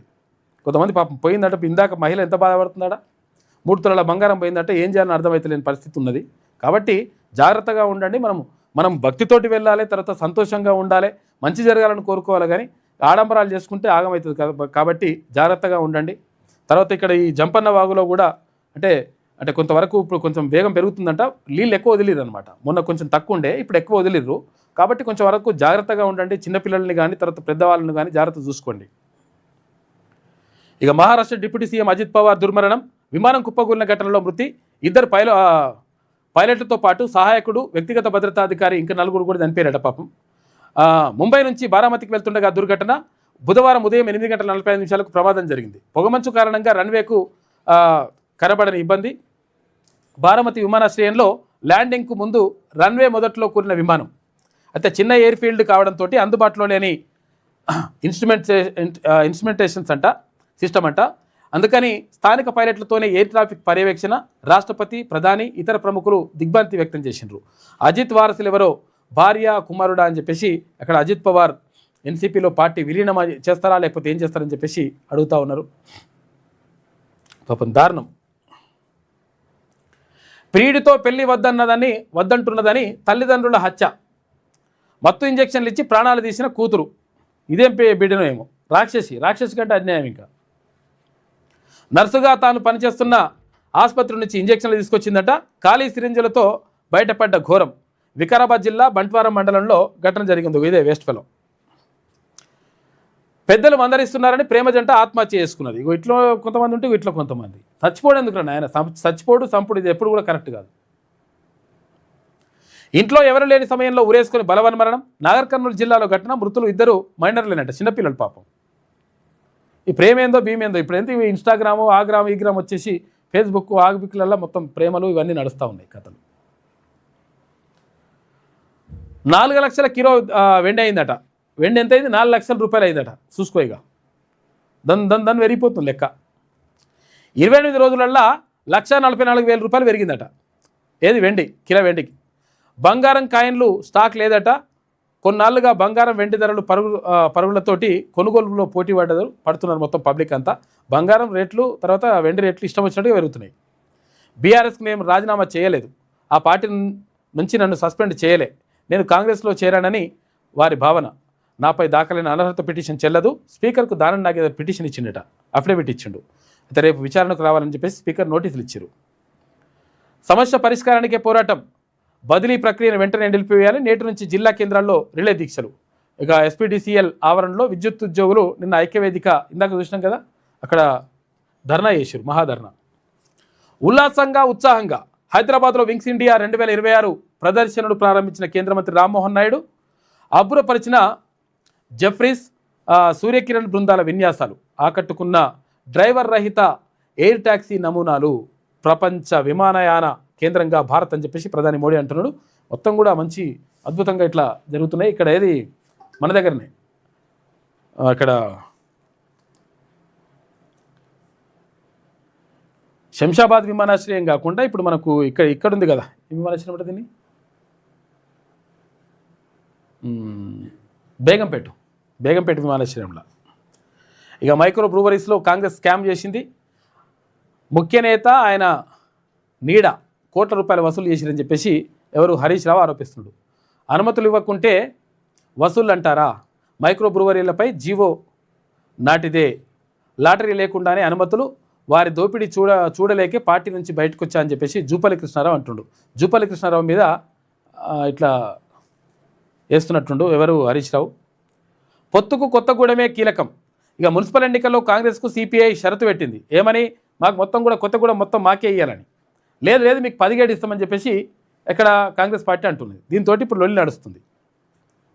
17 ఇస్తామన్న కాంగ్రెస్ పొత్తు లేకపోతే రాష్ట్రమంతా ఒంటరిగానే పోటీ చేస్తాం, అవసరమైతే ఇతర పార్టీలతో అని చెప్పేసి కూరంనేని సాంబశివరావు అంటున్నట. సిపిఎం బీఆర్ఎస్ మధ్య పరస్పర సహకారం ఉంటుందా అని చెప్పేసి ఒక క్వశ్చన్ మారుతున్న ఒక వార్త. ఇక ఫార్వర్డ్ బ్లాక్ సింహం గుర్తుపై జాగృతి పోటీ చేస్తాడట. కవితతో ఏఐఎఫ్బి నేతలు సమావేశమైనరు. పురపూరులో తొలి రోజు 902 నామినేషన్లు దాఖలైనవి. వేలాపాల లేకుండా లాగిన్. అర్ధరాత్రి, తెల్లవారుజాము, పండుగలు, సెలవు రోజులు ఎప్పుడంటే అప్పుడు లావాదేవీలట. ఎందుకు? ఈ ధరణి తీసుకొచ్చినటువంటి దరిద్రం నాశనం చేసిర్రు ఆ కొడుకులు. రాత్రిపూట ఇష్టం వచ్చినట్టుగా ఇక అనుమానాస్పద భూములు రిజిస్ట్రేషన్ల వివరాలు డిలీట్ చేసిండ్రు. 12 అవకతవకలను గుర్తించిన ధరణి ఫోరెన్సిక్ ఆడిట్. ప్రాథమిక నివేదికలో విస్తుపోయే అంశాలు వెలుగులోకి వచ్చినాయి. సిరిసిల్ల, సిద్దిపేట జిల్లాలోనే భారీగా అవకతవకలు జరిగినాయట. ధరణి అక్రమాలపై సిఐడి విచారణకు సర్కారు యోచిస్తున్నది. చూసుకోయిగా మైక్రో బ్రూవరీస్లో కాంగ్రెస్ పెద్ద స్కామ్. ముఖ్య నేత అనుమతులు ఇవ్వకుంటే వసూళ్ళు అంటారా అని చెప్పేసి ఇక్కడ ఇది జరుగుతూ ఉంది చర్చ. ఇది ఆంధ్రజ్యోతిలో ఉన్నటువంటి ప్రధాన కథనాలు. అయితే ఒకసారి శనార్థి తెలంగాణ చూద్దాం. సిల్వర్ ఏంది? వెండి 4 లక్షలు అయిందట. కిలో వెండి 4 లక్షలు అంటే 4,000 తులం బంగారం అనమాట. తులం వెండి అనమాట. ఒక్కరోజే 13,000 పెరుగుదల. తులం బంగారం 1,65,170 రూపాయలు. ఒక్కరోజే 3,220 రూపాయలు పెరుగుదల. అంతర్జాతీయ పరిస్థితులే బంగారం వెండి పెరుగుదలకు కారణమని నిపుణులు అంటున్నారు. చర్చంతా టీఆర్పీ మున్సిపల్ మేనిఫెస్టో పైనే. ఎక్కడికి వెళ్ళినా ఇదే డిస్కషన్. మున్సిపల్ మేనిఫెస్టో జోలికెళ్ళని ప్రధాన రాజకీయ పార్టీలు. ఎందుకంటే మొత్తం కూడా ప్రజలకు అనుగుణంగా రైట్ టు రీకాల్ కానీ తర్వాత చాలా విషయాల్లో కూడా ప్రజలకు అనుగుణంగా ప్రజలు ఎట్లా చెప్తే అట్లా మేము నిర్ణయం తీసుకుంటామని చెప్పేసి తెలంగాణ రాజ్యాధికార పార్టీ చెప్తా ఉంది. రాష్ట్ర అధ్యక్షుడు ఎక్కడ ఎవరు తీర్మానమల్లనే చెప్తున్నాడు. అయితే ఈ నేపథ్యంలో మొత్తం కూడా ఎట్లా ఏం కథ అని చెప్పేసి ప్రధాన పార్టీలో చర్చ జరుగుతుందట. ప్రజా భాగస్వామ్యం, స్వపరిపాలనకు పెద్దపీట వేసిన Telangana Rajyadhikara party. TRP right to recall పైన పబ్లిక్లో మొదలైన ఆసక్తికర చర్చ. పట్టణవాసులను ఆకట్టుకుంటున్న వార్డు ప్రజా ఓటింగ్ హామీ. వైరల్గా మారిన ట్రాఫిక్ చలన్ల ప్రామిసు. ఇక వార్డుల్లో 40% నిధులు ఖర్చుపైన పబ్లిక్ ప్రత్యేక శ్రద్ధ పెడుతున్నట. ప్రజా మాధ్యమంలోకి విస్తృతంగా దూసుకెళ్తున్న తెలంగాణ రాజ్యాధికార పార్టీ 10 మున్సిపల్ ఎన్నికలు హామీలు వెళ్తా ఉన్నాయి. మొత్తం కూడా పురపాలక ఎన్నికలను పురస్కరించుకొని తెలంగాణ రాజ్యాధికార పార్టీ ప్రకటించిన మున్సిపల్ మేనిఫెస్టో ఇప్పుడు రాష్ట్రంలో సంచలనం రేపుతోంది. టీఆర్పీ మున్సిపల్ ఎన్నికల 10 హామీలపై ఇప్పుడు తెలంగాణ వ్యాప్తంగా పట్టణ ప్రాంతాల్లో ఆసక్తికర చర్చ మొదలైంది. మున్సిపల్ ఎన్నికల్లో రాష్ట్రంలోని ఏ ప్రధాన రాజకీయ పార్టీ కూడా స్పష్టమైన ఎన్నికల మేనిఫెస్టోను ప్రకటించలేదు. తమ పార్టీ అభ్యర్థులు కౌన్సిలర్, కార్పొరేటర్లుగా గెలిస్తే ఏం చేస్తామనే దానిపై కాంగ్రెస్, బీఆర్ఎస్, బీజేపీలు క్లారిటీ ఇవ్వలేదు. కానీ తెలంగాణ రాజ్యాధికార పార్టీ అందుకు భిన్నమైన నిర్ణయం తీసుకోవడం ప్రజలను ఆలోచింపజేస్తోంది. మున్సిపల్ ఎన్నికల సందర్భంగా తెలంగాణ రాజ్యాధికార పార్టీ మంగళవారం 10 హామీలతో మేనిఫెస్టోను విడుదల చేసింది. ఈ మేనిఫెస్టోలో గతంలో ఏ పార్టీ ఇవ్వని హామీలు, చేయని ప్రామిసెస్లను పార్టీ ప్రజలకు ఇచ్చింది. మేనిఫెస్టో ద్వారా తమ పార్టీ అభ్యర్థులు గెలిస్తే ఆయా బల్దియా పరిపాలనలో ఎలా భాగస్వామ్యం చేస్తామో వివరించింది. మేము మీకు హామీలు ఇవ్వం, మీరే మాకు ఆదేశాలు ఇవ్వాలని చెప్పేసి ఎవ్వరు కూడా మేమే హామీలు ఇస్తున్నాం, మేమే చేస్తున్నాం అని చెప్పేసి అంటారు కదా, అట్లా కాదు. ప్రజలు ఏం చెప్తే అది చేస్తామని చెప్పేసి చెప్తా ఉంది తెలంగాణ రాజ్యాధికార పార్టీ. కాబట్టి డిఫరెంట్గా ఉంది. కాబట్టి దీనిపైన చర్చ జరుగుతూ ఉంది. మంచి జరుగుతుందనేటువంటి ఆలోచన కూడా ఉందంట. ఇక రాజకీయాల్లో మహిళల పాత్ర అలంకారమే. టీఆర్పీ మహిళలకు హామీలు ఇవ్వడమే కాదు, పాలనలో వారిని భాగస్వామ్యం చేస్తాం. నాయకత్వ లక్షణాలు, నాయకత్వ అవకాశాలు, నిర్ణయాధికారం ఇవ్వాలనే స్పష్టమైన లక్ష్యంతో పనిచేస్తున్నాం. విద్య, ఉపాధి, ఆరోగ్యం, భద్రత, ఆర్థిక స్వావలంబన వంటి కీలక రంగాల్లో మహిళలు అనేక సమస్యలు ఎదుర్కొంటున్నారు. వారి సమస్యలను టీఆర్పీ అర్థం చేసుకుంది. వారికి పరిష్కారం చూపే ఏకైక పార్టీ తెలంగాణ రాజ్యాధికార పార్టీని టీఆర్పీ చీఫ్ ఎమ్మెల్సీ తీర్మాన్ మల్లన్న అన్నాడు. ఇక సంగారెడ్డి జిల్లా సదాశివపేట నుంచి తెలంగాణ రాజ్యాధికార పార్టీలోకి భారీగా జైనింగ్స్ అయినరు. కండువా కప్పి పార్టీలోకి సాదరంగా ఆహ్వానించిండు ఎమ్మెల్సీ తీర్మాన్ మల్లన్న, పార్టీ అధ్యక్షుడు. వారిని నిర్ణయాధికారంలో భాగస్వామ్యం చేయలేదు అని చెప్పేసి తీర్మాన్ మల్లన్న నిన్న మాట్లాడాడు. సదాశివపేట నుంచి అక్కడ శంకర్ తర్వాత తర్వాత వాళ్ళందరూ కూడా చాలామంది కార్యకర్తలను తీసుకొచ్చి ఇక్కడ పార్టీలో జాయిన్ చేసిండు. సదాశివపేట నుంచి ఆయన పోటీ చేస్తున్నాడు. ఇక తొలి రోజు జనసంద్రం, పూనకాలతో దద్దరిల్లిన మేడారం, భారీగా తరలి వచ్చిన భక్తులు వనదేవతలకు బంగారం సమర్పించి ప్రత్యేక పూజలు చేసిండ్రు. జంపన్న బాగులో స్థానం ఆచరించిన లక్షలాది మంది జనం అని చెప్పేసి ఒక వార్త కనిపిస్తూ ఉంది. ప్రజలు చెల్లించే ప్రతి పన్నుకు లెక్క చెబుతాం. పారదర్శకత, జవాబుదారీతనానికి పెద్దపీట వేస్తాం. ప్రజలను పాలనా రంగానికి దగ్గర చేస్తాం. అప్పటి వరకు ప్రధాన పార్టీలన్నీ మున్సిపల్ పాలనను నిర్లక్ష్యం చేశాయి. ఇక నుంచి పురపాలిక పరిపాలనలో మార్పులు తీసుకొస్తాం. మున్సిపల్ ఎన్నికల్లో టీఆర్పీ బలమైన అభ్యర్థులను నిలబెడుతోంది. ప్రజా ఆశీర్వాదంతో మెజార్టీ స్థానాలను గెలుచుకుంటాం.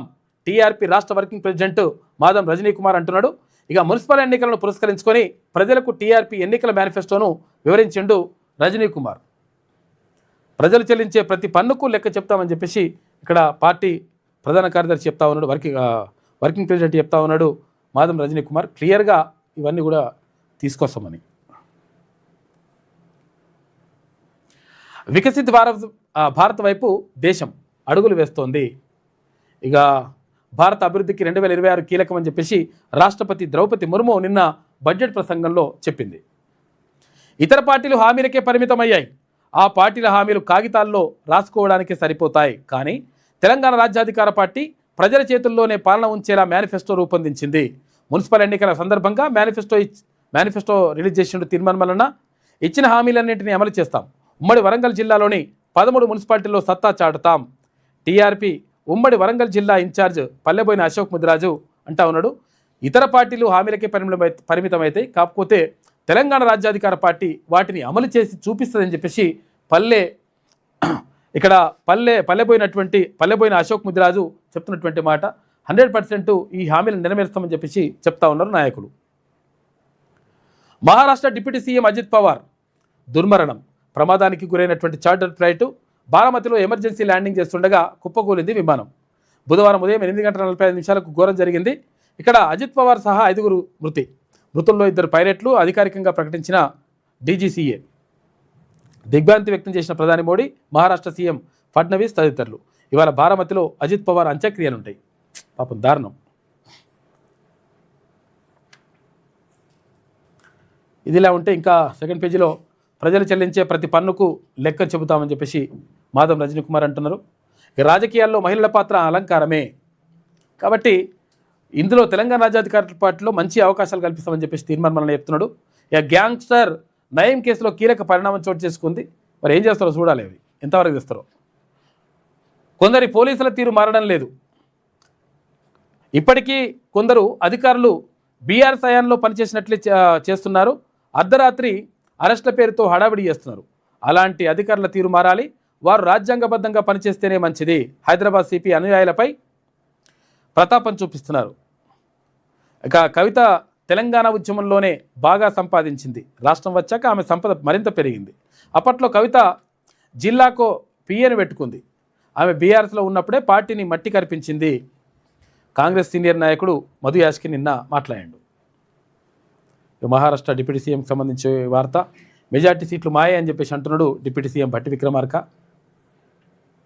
మాయే అంటున్నాడో ఏమైతే చూడాలి మరి. ఎందుకంటే మీరు 42% ఇస్తా అని మోసం చేసిరు కదా. వికసిత్ భారత్ వైపు దేశం అడుగులేస్తుంది అని చెప్పేసి ఒక వార్త కనిపిస్తూ ఉంది. ఇక తొలి రోజు జనసంద్రం అని చెప్పేసి షిగాలు తర్వాత కథా కార్యక్రమం అంతా నడుస్తూ ఉంది. ఏది సమ్మక్క సారక్క జాతరకు సంబంధించి. ఇది శరారతిలో ఉన్నటువంటి ప్రధాన కథనాలు అయితే ఒకసారి నమస్తే తెలంగాణ చూద్దాం. జాతీయ అంశాలపై విభేదాలకు తావు లేదని చెప్పేసి నిన్న ద్రౌపది ముర్ము ప్రసంగించింది బడ్జెట్ సమావేశాల్లో. ఇక అమెజాన్లో 16,000 మందిపైన వేటు వేస్తున్నట్టు అధికారికంగా ప్రకటించిన సంస్థ. మంత్రుల సీసీ ధర 1,00,000, ఏసీ ధర 1,00,000 పార్కింగ్ ఏరియాలో సీసీ కెమెరాలకు 4,80,000 రూపాయలు, మార్కెట్ ధర కన్నా రెట్టింపు ధరలు చెల్లింపు అని చెప్పేసి ఒక వార్త. ఏందో మరిగా ల్యాండ్ సెటిల్మెంట్లలో ఐపీఎస్లు శాంతి భద్రతల అంశం గాలికి వదిలేసిన అధికారులు. ఓ కీలక పోలీస్ కమిషనర్కు అదే నిత్యకృత్యమంట. వ్యక్తిగత ప్రచారం కోసం కొందరి పాకులాట. అర్ధరాత్రి అరెస్టులు, ఇన్వెస్టిగేషన్ ఎవరి కోసం? కాంగ్రెస్ నేత మధు యాస్కి సంచలన వ్యాఖ్యలు చేసిందని చెప్పేసి ఒక వార్త కనిపిస్తూ ఉంది. ఇంతేనా? ఇక్కడే వార్త వేసినట్టుంది ఇది ఈమె రాసుకొస్తున్నటువంటి మాట. కాబట్టి మొత్తం మీద ఇక్కడ జరగాల్సింది ఏంటి అంటే మున్సిపల్ ఎన్నికల్లో ఒకవేళ బీఆర్ఎస్ కానీ, కాంగ్రెస్ పార్టీ కానీ, లేకపోతే బీజేపీ కానీ, ఏ పార్టీలు కానీ ఇక్కడ బీసీ, ఎస్సీ, ఎస్టీ, మైనార్టీ సోదరులకు టికెట్లు ఇవ్వకుండా మోసం చేస్తాయి. ఈ మోసం చేస్తాయి కాబట్టి 42% రిజర్వేషన్ నిజంగా వచ్చే ఉంటే బీసీలకు అవకాశాలు ఎక్కువ వచ్చేవి. కాబట్టి బీసీలకు అవకాశాలు రానటువంటి ఎవరైతే ఉంటారో, నిజంగా కూడా ఆశావాహులు ఉంటారో, కష్టపడి పనిచేసిన వాళ్ళు ఉంటారు పార్టీల కోసం, ఆ పార్టీలు టికెట్లు ఇవ్వకుంటే మేము రెడీగా ఉన్నాం టికెట్లు ఇవ్వడానికి, కాబట్టి రండి అని చెప్పేసి పిలుస్తూ ఉన్నాడు తీర్మానం వలన. కాబట్టి ఈ విషయాన్ని దృష్టిలో పెట్టుకొని నిజంగా ఎవరు మనోడు, ఎవరు మందోడు, ఎవరు మన కోసం పనిచేస్తారు, ఎవరు చేయరు అనేటువంటి విషయాన్ని క్లియర్గా మనం దృష్టిలో పెట్టుకుంటే దేనికి దానికి తేలిపోతుంది లెక్క. కాబట్టి దానిపైన దృష్టి పెట్టాల్సిన అవసరం అటు ప్రజలపైన, ఇటు నాయకులపైన, అందరిపైన కూడా ఉన్నది.